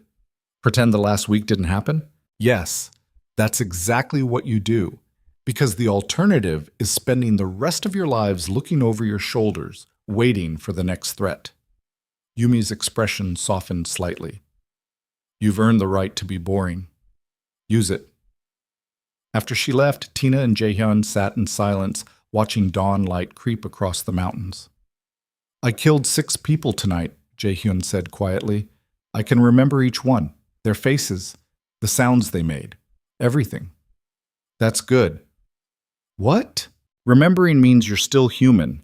Monsters don't remember their victims. Tina moved to sit beside him.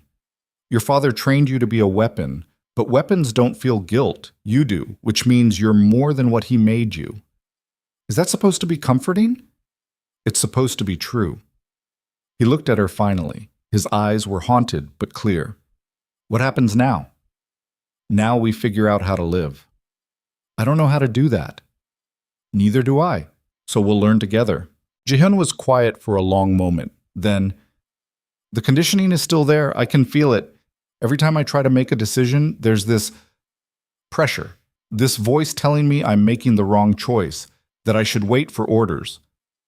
What does the voice say about me? That you're a threat, that I should eliminate you before you become a liability. He smiled bitterly. Ironic, considering you're the only reason I'm still alive. Can you ignore it, the voice? So far. But I don't know how long that'll last. What if it gets stronger? What if I wake up one day and can't fight it anymore? Tina took his hand. Then I'll fight it for you. And if that doesn't work, we'll figure something else out. But giving up isn't an option. Not after everything we've survived. You're insane. Probably. But I'm your kind of insane, so you're stuck with me. For the first time in what felt like years, Jae-hyun laughed. Really laughed. The sound was rusty and broken, but genuine. Okay, he said. Okay, we'll try. That's all I'm asking. They sat together as morning turned the mountains gold and the safe house filled with light that felt like forgiveness, even though neither of them deserved it. 3 months later, Tina stood in a kitchen that smelled like burnt coffee and failure. The villa overlooked Lake Como in northern Italy, nestled into terraced hillsides where grapevines grew wild, and the only sounds were birds and wind and the occasional boat motor humming across water.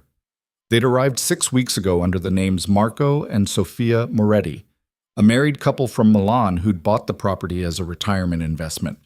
Nobody questioned it. Nobody looked too close. In a world that ran on money and indifference, anonymity was easy if you knew how to buy it. Tina poured the burnt coffee down the sink and started over. Cooking, she'd discovered, was harder than killing. Killing had rules, patterns, predictable outcomes. Cooking was chaos disguised as domestic tranquility. She hated it. Also, she was getting better at it. The front door opened. Jae-hyun walked in carrying groceries and wearing civilian clothes that still looked wrong on him, like putting a wolf in a sweater. He'd been going to the village market 3 times a week, forcing himself to interact with normal people doing normal things. Exposure therapy, the trauma specialist Yumi had connected them with, called it. Torture, Jae-hyun called it, but he kept going. Did you get the tomatoes? Tina asked. Yes, and before you ask, I talked to 3 different people. The baker, the vegetable seller, and some old woman who wanted to know why we don't have children yet. What did you say? That we're working on it. He set the groceries on the counter. She seemed satisfied, also mildly scandalized. I think she thinks we're too young to be married. We're not married. She doesn't know that. Tina smiled despite herself. How was it? Really? Jae-hyun was quiet for a moment, unpacking vegetables with careful precision. The voice was there, telling me I was exposed, vulnerable, that I should return to secure territory, but it was quieter. easier to ignore. That's progress. Or the calm before it gets worse.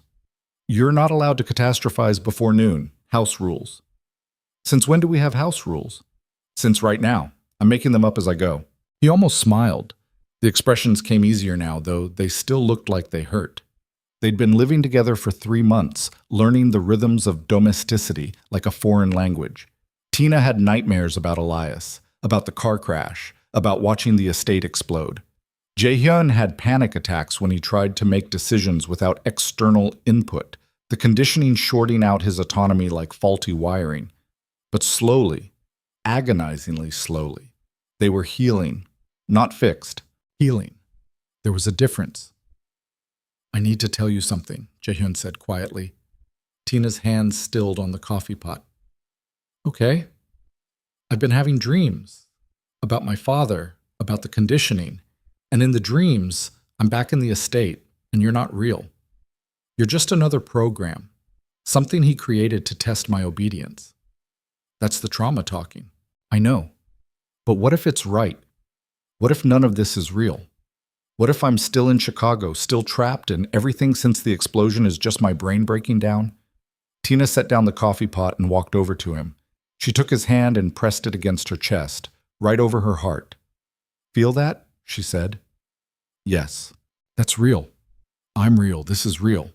Your father is dead. The estate is rubble. And you're standing in a kitchen in Italy arguing about vegetables with a woman who loves you. That's not a program. That's life. Jae-hyun's fingers spread across her ribs, feeling her heartbeat. How do I know you're not lying? He whispered. Because if I were lying, I'd be better at cooking. He laughed, sharp and surprised. Then he kissed her. It was slow and careful and tasted like relief. They'd been sleeping in the same bed for months but hadn't been intimate since before the warehouse. Too much trauma, too much damage. Sex required vulnerability, and vulnerability required trust they hadn't fully rebuilt yet.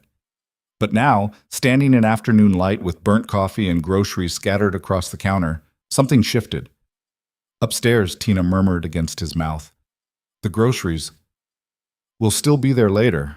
They barely made it to the bedroom. What happened next was messy and imperfect and human in ways that combat never was. Bodies moving together, not with precision, but with need.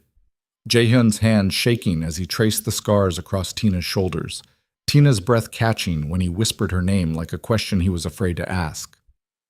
This was what freedom felt like, Tina realized.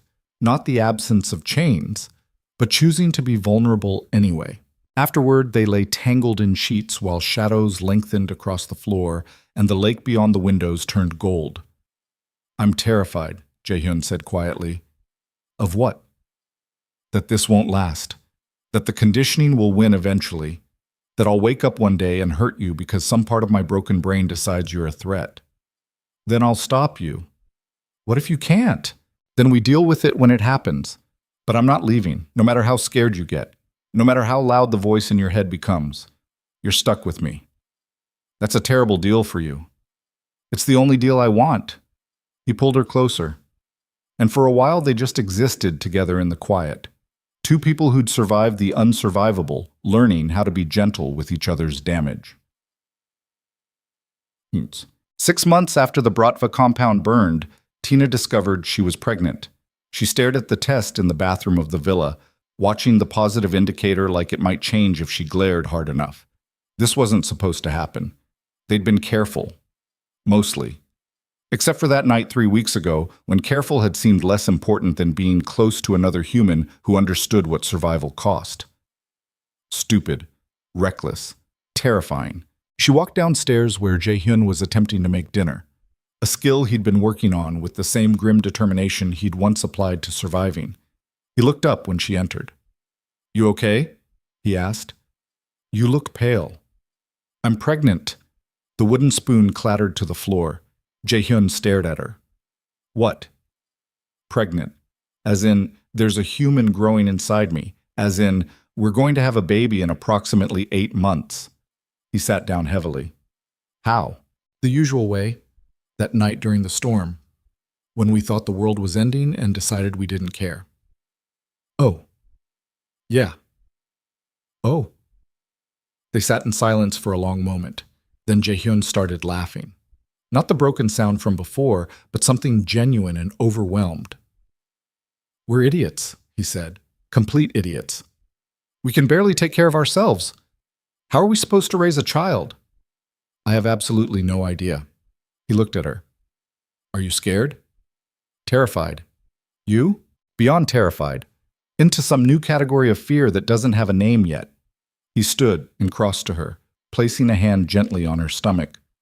"But also, happy? Is that allowed?" "I think so. The rules are pretty unclear." "What do we do?" "We figure it out, same as everything else."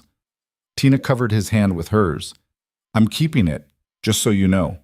I'm not asking permission. I'm telling you." "I know. I wouldn't expect anything less." His expression softened. "A baby. Our baby. That's insane?" I was going to say miraculous, but insane works too.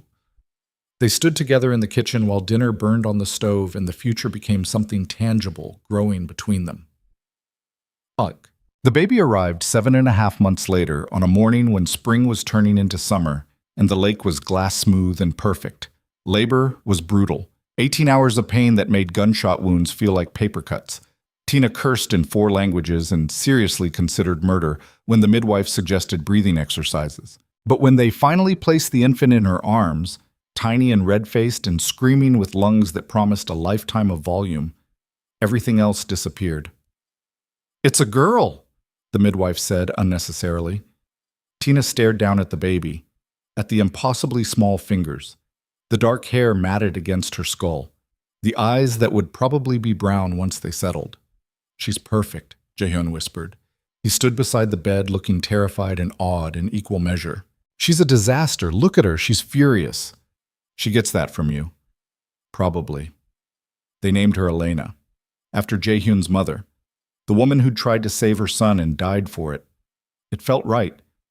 Elena screamed for the first 3 months, screamed through feedings and diaper changes and the endless nights when Tina and Jaehyun took turns walking her around the villa while questioning every life decision that had led to this moment. But slowly, the screaming stopped. Elena learned to smile, to laugh, to grab at Tina's hair with surprising strength, and Jaehyun learned how to hold her without looking like he was defusing a bomb. "I think she likes me," he said one evening. Elena was asleep on his chest, drooling onto his shirt. "She's using you for body heat. Don't get cocky." "I'm taking it as a win anyway." Tina watched them together, the broken crime prince and the tiny human who had no idea her father used to be called the Jade Emperor of Chicago, who didn't know her mother was a ghost assassin with 17 confirmed kills, who would grow up thinking her parents were just Marco and Sophia, the nice couple who ran the vineyard and made terrible wine. It was a beautiful lie, and Tina had never told a better one. 2 years after Elena was born, Yumi came to visit. She arrived without warning, appearing at the villa's gate in a sleek black car and designer sunglasses that screamed money. She'd aged since Chicago. Not physically, but in the way people aged when they'd seen too much violence and made too many hard choices. "You look domestic," Yumi said, surveying the villa with an expression somewhere between amusement and horror. "You look dangerous," Tina countered. "I am dangerous, but I'm also your friend. So I brought gifts." She pulled out a folder. "New identities, completely clean. No connections to your old lives, if you want them." "Why would we need new identities?" "We already have new identities. Because your current ones are 2 years old, and in our world, 2 years is long enough for people to start asking questions." Yumi set the folder on the table. "My father's organization has been monitoring chatter. There are rumors about the Jade Emperor surviving the estate explosion. Nothing concrete, but enough to be dangerous." Tina felt ice settle into her stomach. "Who's asking?" "Syndicate remnants, intelligence agencies, treasure hunters who think there's money hidden somewhere with your name on it." Yumi's expression was grave. "You're ghosts, but ghosts have a way of becoming legends, and legends attract attention. What do you suggest?" "Take the new identities, move to a different country, burn every connection to Italy, start over, again." Jaehyun appeared in the doorway carrying Elena on his shoulders. The toddler was laughing, grabbing his hair like reins. Start over where? He asked. South America, New Zealand, anywhere you haven't been. Yumi's gaze softened, watching Elena. That's a beautiful child. She deserves to grow up safe. She's growing up safe here. For now. But how long before someone recognizes you? How long before the past catches up? Yumi stood. I'm not saying you have to leave tomorrow. I'm saying have an exit plan, because the world you came from doesn't forget. It just waits. After Yumi left, Tina and Jaehyun sat on the terrace while Elena played in the grass, chasing butterflies with the single-minded determination of someone who hadn't learned yet that some things couldn't be caught. She's right, Jaehyun said quietly. We can't stay here forever. I know. But I don't want to run anymore. I'm tired of running. So am I. But I'm more tired of putting Elena in danger. Tina watched their daughter tumble into the grass, laughing. She deserves better than parents who are constantly looking over their shoulders. What do you want to do? Tina thought about it, really thought, about the villa, the vineyard, the quiet life they'd built from ashes and bloodshed, about Elena growing up thinking the world was safe. I want to give her one more year here, she said finally. One more year of normal. Then we disappear. For real this time. New continent, new lives, no connections to anyone or anything we've ever known. Including Yumi? Including Yumi. Jaehyun nodded slowly. Okay, one more year. Then we burn it all down and start over. Are you okay with that? No. But I'm okay with keeping Elena safe, so it's the same thing. They sat together while the sun set over Lake Como, and Elena caught a butterfly, then immediately released it because she was kind in ways her parents had never learned to be. The year passed like water through fingers. Elena learned to talk, to run, to ask questions about everything with the relentless curiosity of someone discovering the world was full of mysteries. Jaehyun's nightmares became less frequent, the voice in his head quieter. He'd never be fully free of the conditioning. The neural pathways were too deep, the damage too fundamental. But he'd learned to coexist with it, like living with chronic pain. Some days better than others. Tina stopped carrying a gun everywhere. That felt like progress. On their last night in Italy, they stood on the terrace while Elena slept upstairs, watching stars scatter across the sky like promises nobody could keep. Do you regret it? Jaehyun asked. Everything that happened, the estate, the running, choosing this life instead of just walking away. Tina thought about the question, about the woman she'd been before him, Nyx, the ghost who'd killed for money and felt nothing, about the broken maid who'd fallen in love with a man who'd hired her to murder him, about the mother she'd become almost by accident. No, she said finally. I regret the people who died. I regret the violence, but I don't regret you, or Elena, or the fact that we're standing here when everyone said we'd be dead. That's not an answer. Yes, it is. It's just not the answer you wanted. Jaehyun smiled. Fair. What about you? Do you regret it? He was quiet for a long time, then, I regret that my grandmother died thinking she'd failed me. I regret that I'll never know if the surgery would have worked. I regret that Elena will grow up never knowing her family history because it's too dangerous to tell her. He turned to face Tina. But I don't regret you. I don't regret fighting for this. And I don't regret learning that love is something you choose every day, not something that happens to you. That's surprisingly philosophical. I've had time to think. Too much time, apparently. He kissed her, soft and careful. The kind of kiss that tasted like goodbye and hello mixed together. The next morning, they loaded everything they owned into a single car and drove away from the villa without looking back. Ahmad. 6 months later, they lived under different names in a small coastal town in New Zealand where the ocean was cold and perfect, and nobody asked questions about the quiet family who ran a bookshop on the main street. Elena started preschool. Jaehyun learned how to surf badly. Tina discovered she liked gardening, which was baffling but not unwelcome. They were boring. It was perfect. One evening, while Elena played in the shop's reading corner and rain hammered the windows, an old woman came in looking for a specific book. Mystery novel. Author Tina didn't recognize. She helped the woman find it, rang up the sale, and was handing over the receipt when the woman's eyes fixed on her face. You look familiar, the old woman said.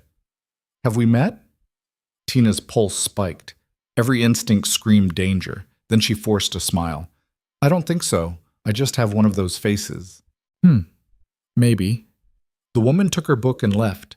Tina watched through the window as she walked away into the rain. Jae-hyun appeared from the back room, reading Elena a picture book. Everything okay? Yeah, just a customer. You sure? You look tense. I'm fine. Tina moved to lock the front door. Just tired. It was probably nothing. An old woman who thought she recognized someone. Happened all the time in small towns where everyone looked familiar after a while. Probably nothing. But that night, Tina slept with a knife under her pillow. Old habits. The next morning, the woman was gone. Nobody in town knew who she was. Just a tourist passing through. Probably nothing.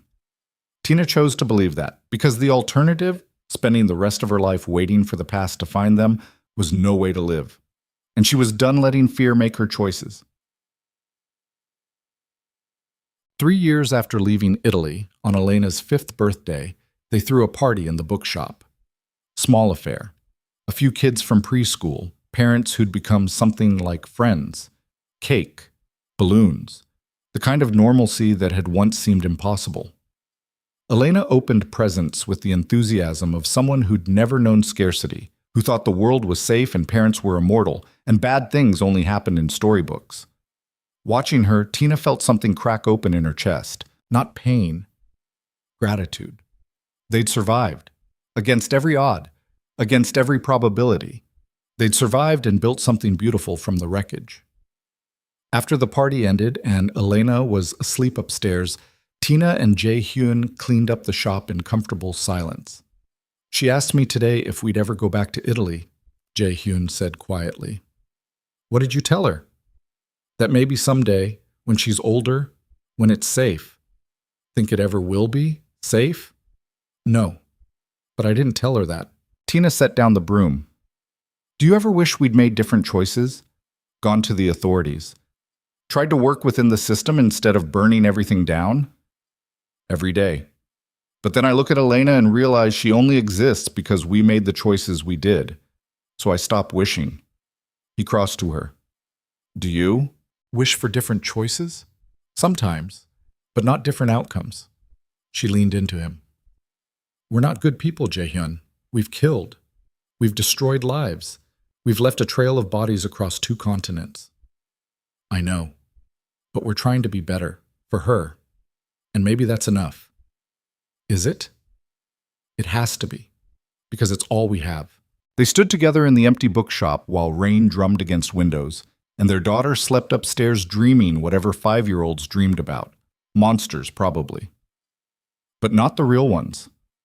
The real monsters looked like people, wore expensive suits, smiled while they destroyed you. The real monsters were what Tina and Jae-hyun had been, what they'd spent 5 years trying not to become again. Outside, thunder rolled across the ocean. Inside, 2 former killers held each other and chose, one more time, to believe that redemption was possible. Not through grand gestures, but through small moments, through choosing kindness when violence would be easier, through raising a child who would never know how close she'd come to not existing, through surviving, not heroically, not perfectly, just surviving.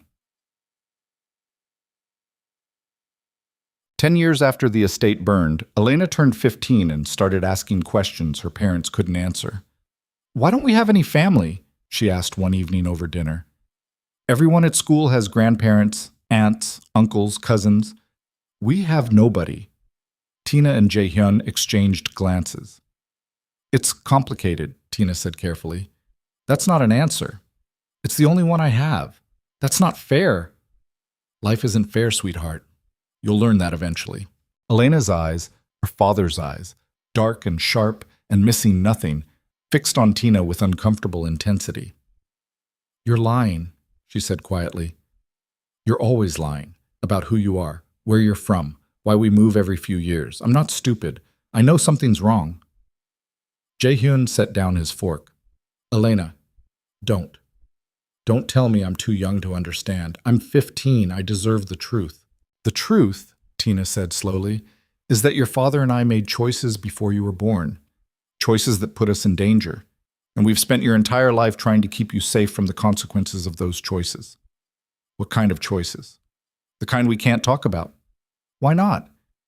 Because some truths are heavier than you're ready to carry. Elena stared at them. Then she stood and walked out of the room. After she left, Tina dropped her head into her hands. She's going to figure it out eventually, Jaehyun said quietly. I know. What do we tell her when she does? The truth, or as much of it as we can without destroying her. Tina looked up. She deserves better than parents who are constantly hiding from the past. She deserves better than parents who were killers. Maybe, but she got us anyway, so we make the best of it. Later that night, Tina found Elena on the roof of their house, staring at stars. Can I sit? Tina asked. Elena shrugged. Tina sat. They were quiet for a long time, then, Your father and I weren't always good people, Tina said carefully. Before you were born, we did things we're not proud of. Hurt people. Made enemies. And those enemies would still hurt us if they could. That's why we move. Why we don't have family. Why we're careful about who we let close. Did you kill people? The question landed like a stone. Tina could lie. Should lie. Protect her daughter from the truth for just a little longer. Instead, she said, yes. Elena was silent. Then, how many? Enough that I stopped counting. Why? Because I was trained to. Because I was good at it. Because for a long time, I thought that's all I was capable of being. Tina turned to face her daughter. But then I met your father, and he made me want to be something different, something better. And then you came along, and I realized I could be. Not perfect, not clean, but better than I was. Are you still a killer? I don't know. I haven't killed anyone in 10 years, but if someone threatened you, if someone tried to hurt your father? Tina met Elena's eyes. Yes, I would kill again, without hesitation. Does that make me a monster? I don't know. Me neither. They sat together while stars wheeled overhead and the ocean whispered against rocks below. I'm scared, Elena said finally. Of what? That I'm like you. That there's something wrong with me too. Tina pulled her daughter close. There's nothing wrong with you. You're kind, brave, honest in ways your father and I never learned to be. Whatever damage we carry, it's not yours. How do you know? Because you asked, because you care, because you're already better than we ever were. Tina pressed a kiss to Elena's hair. You're going to be okay, sweetheart. Better than okay. You're going to be extraordinary. Promise? Promise. It was a lie, but it was a lie told with love. And sometimes Tina had learned that was enough. 15 years after the estate burned, Tina stood on a beach in New Zealand watching the sun set, while Elena, now 20, studying medicine, engaged to a kind boy who had no idea his future in-laws had been responsible for a gang war that left 43 people dead, laughed with friends around a bonfire. Jae-hyun appeared beside her, gray threading through his dark hair now, lines carved deeper around his eyes. She's happy, he said. Yeah, we did that. Against all odds, we raised a happy, functional human being. Miracles happen, I guess. He took her hand. Do you ever think about it? Chicago, the estate, everything we lost? Every day. But less than I used to. Tina squeezed his fingers. What about you? The conditioning? Still there. Probably always will be. But it's background noise now, like tinnitus. Annoying but manageable. He looked at her. I never thanked you. For what? For not killing me when you had the chance.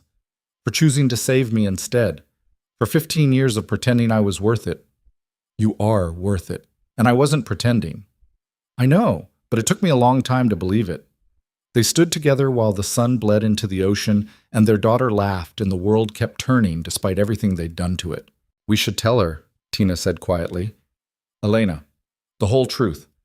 Before she gets married, she deserves to know who we really are. She'll hate us. Maybe, but she'll hate us more if she finds out from someone else. Jae-hyun nodded slowly. Okay. We tell her. Together. When she comes home for her birthday. Together, Tina agreed. 2 months later, they sat Elena down in the bookshop after closing and told her everything. About Nyx, about the Jade Emperor, about the conditioning and the estate and the Bratva and every bloody choice that had led to her existence. Elena listened without speaking. When they finished, she was quiet for a long time. Then she said, "I need time to process this." "Take all the time you need," Tina said. Elena stood and walked to the door, stopped, turned back. "I don't know if I can forgive you for lying to me for 20 years, she said, "but I love you anyway, both of you, even if I don't understand why you did what you did." Then she left. Tina and Jaehyun sat in the empty shop while rain started falling outside. "That went better than expected," Jaehyun said. "She'll come around, eventually. And if she doesn't, then we live with it, same as everything else." Elena did come around. It took 6 months and a lot of difficult conversations, but she came around. Because love, Tina had learned, was more durable than truth. And sometimes damaged people raised extraordinary children despite themselves. 25 years after the estate burned, Tina was diagnosed with stage 3 lung cancer. The doctor delivered the news in that careful, practiced way doctors had when they told you your body was betraying you. She had, they said, 18 months, maybe 2 years if the treatment worked. Tina sat in the examination room afterward, staring at nothing, processing the information like intelligence data. Terminal. Inoperable. Manageable with chemotherapy but not curable. She'd survived assassination attempts, car crashes, explosions, and a gang war. And she was going to die from cells multiplying wrong inside her lungs. The irony was almost funny. Jaehyun took the news quietly, too quietly. That night she found him on the beach, staring at the ocean like it held answers. "Don't," Tina said, sitting beside him. "Don't what?" "Don't blame yourself. Don't spiral. Don't decide this is punishment for what we did 25 years ago." "How did you know that's what I was thinking?" "Because I know you, and because I thought the same thing." She took his hand. "But it's not punishment. It's just biology. Cells doing what cells do. Random, meaningless, unfair. I'm not ready to lose you." "I know. I'm not ready either, but we don't get a choice." She leaned into him. "We've had 25 years. Most people like us don't get 25 days, so I'm calling it a win." "That's a terrible way to look at it." "It's the only way I can look at it without falling apart." Jaehyun pulled her close, and they sat together while the ocean crashed and the stars came out, and Tina counted heartbeats like currency she was running out of. She lasted 18 months, fought every day of it. Chemotherapy, radiation, every experimental treatment Elena could find through her medical connections. It bought time. Not much, but enough. Enough to see Elena's wedding. Enough to meet her grandson, a squirming, red-faced miracle named James, who screamed exactly like his mother had. Enough to sit with Jaehyun on their last night together and say everything that mattered. "I'm scared," she whispered. They were in bed. Her body was skeletal now, eaten hollow by disease and treatment, but her mind was still sharp. Of dying? Of leaving you alone. "I'll be okay." "Liar," he smiled, sad and true. "Okay, I'll be a mess, but I'll survive. You taught me how." "I didn't teach you anything. You learned in spite of me." "That's not true." "It is. I was a terrible teacher, violent, reckless, emotionally unavailable. You were perfect. I was a disaster. My favorite disaster." Tina laughed. It turned into coughing. When it passed, she was exhausted. "I love you," she said, just in case I forget to say it tomorrow. "I love you too. And you won't forget. You never forget anything." "My memory's going, the morphine. Then I'll remember for both of us." She fell asleep in his arms and didn't wake up. Eats. Jaehyun lived another 11 years after Tina died. He spent them quietly, running the bookshop, watching Elena's family grow, learning how to exist without the woman who'd saved him from himself. The conditioning never fully left. Some days it was louder than others. Some days he couldn't make simple decisions without panic attacks. But he managed. Because she'd taught him that managing was enough. He died at 73, peacefully in his sleep. Elena found him the next morning in his reading chair with a book open on his lap, and a slight smile on his face, like he'd finally figured out the ending. At the funeral, Elena spoke about parents who'd been imperfect and damaged and had tried anyway, who'd given her a childhood free from the violence that had defined their own lives, who'd loved each other with a fierceness that made up for everything they'd broken. She didn't mention the bodies, the syndicates, the estate burning in the night. Those stories died with them. And maybe that was right, because Tina Vale and Cho Jae-hyun weren't the killers anymore. They were the grandparents who'd taught James how to garden, the bookshop owners who'd recommended mysteries on rainy afternoons, the quiet couple who'd chosen love over violence and paid for it every day until there were no days left. They weren't heroes, they weren't monsters, they were just people. Damaged, broken people who'd found each other in the dark and held on until the light came. And in the end, that was enough, more than enough. It was everything.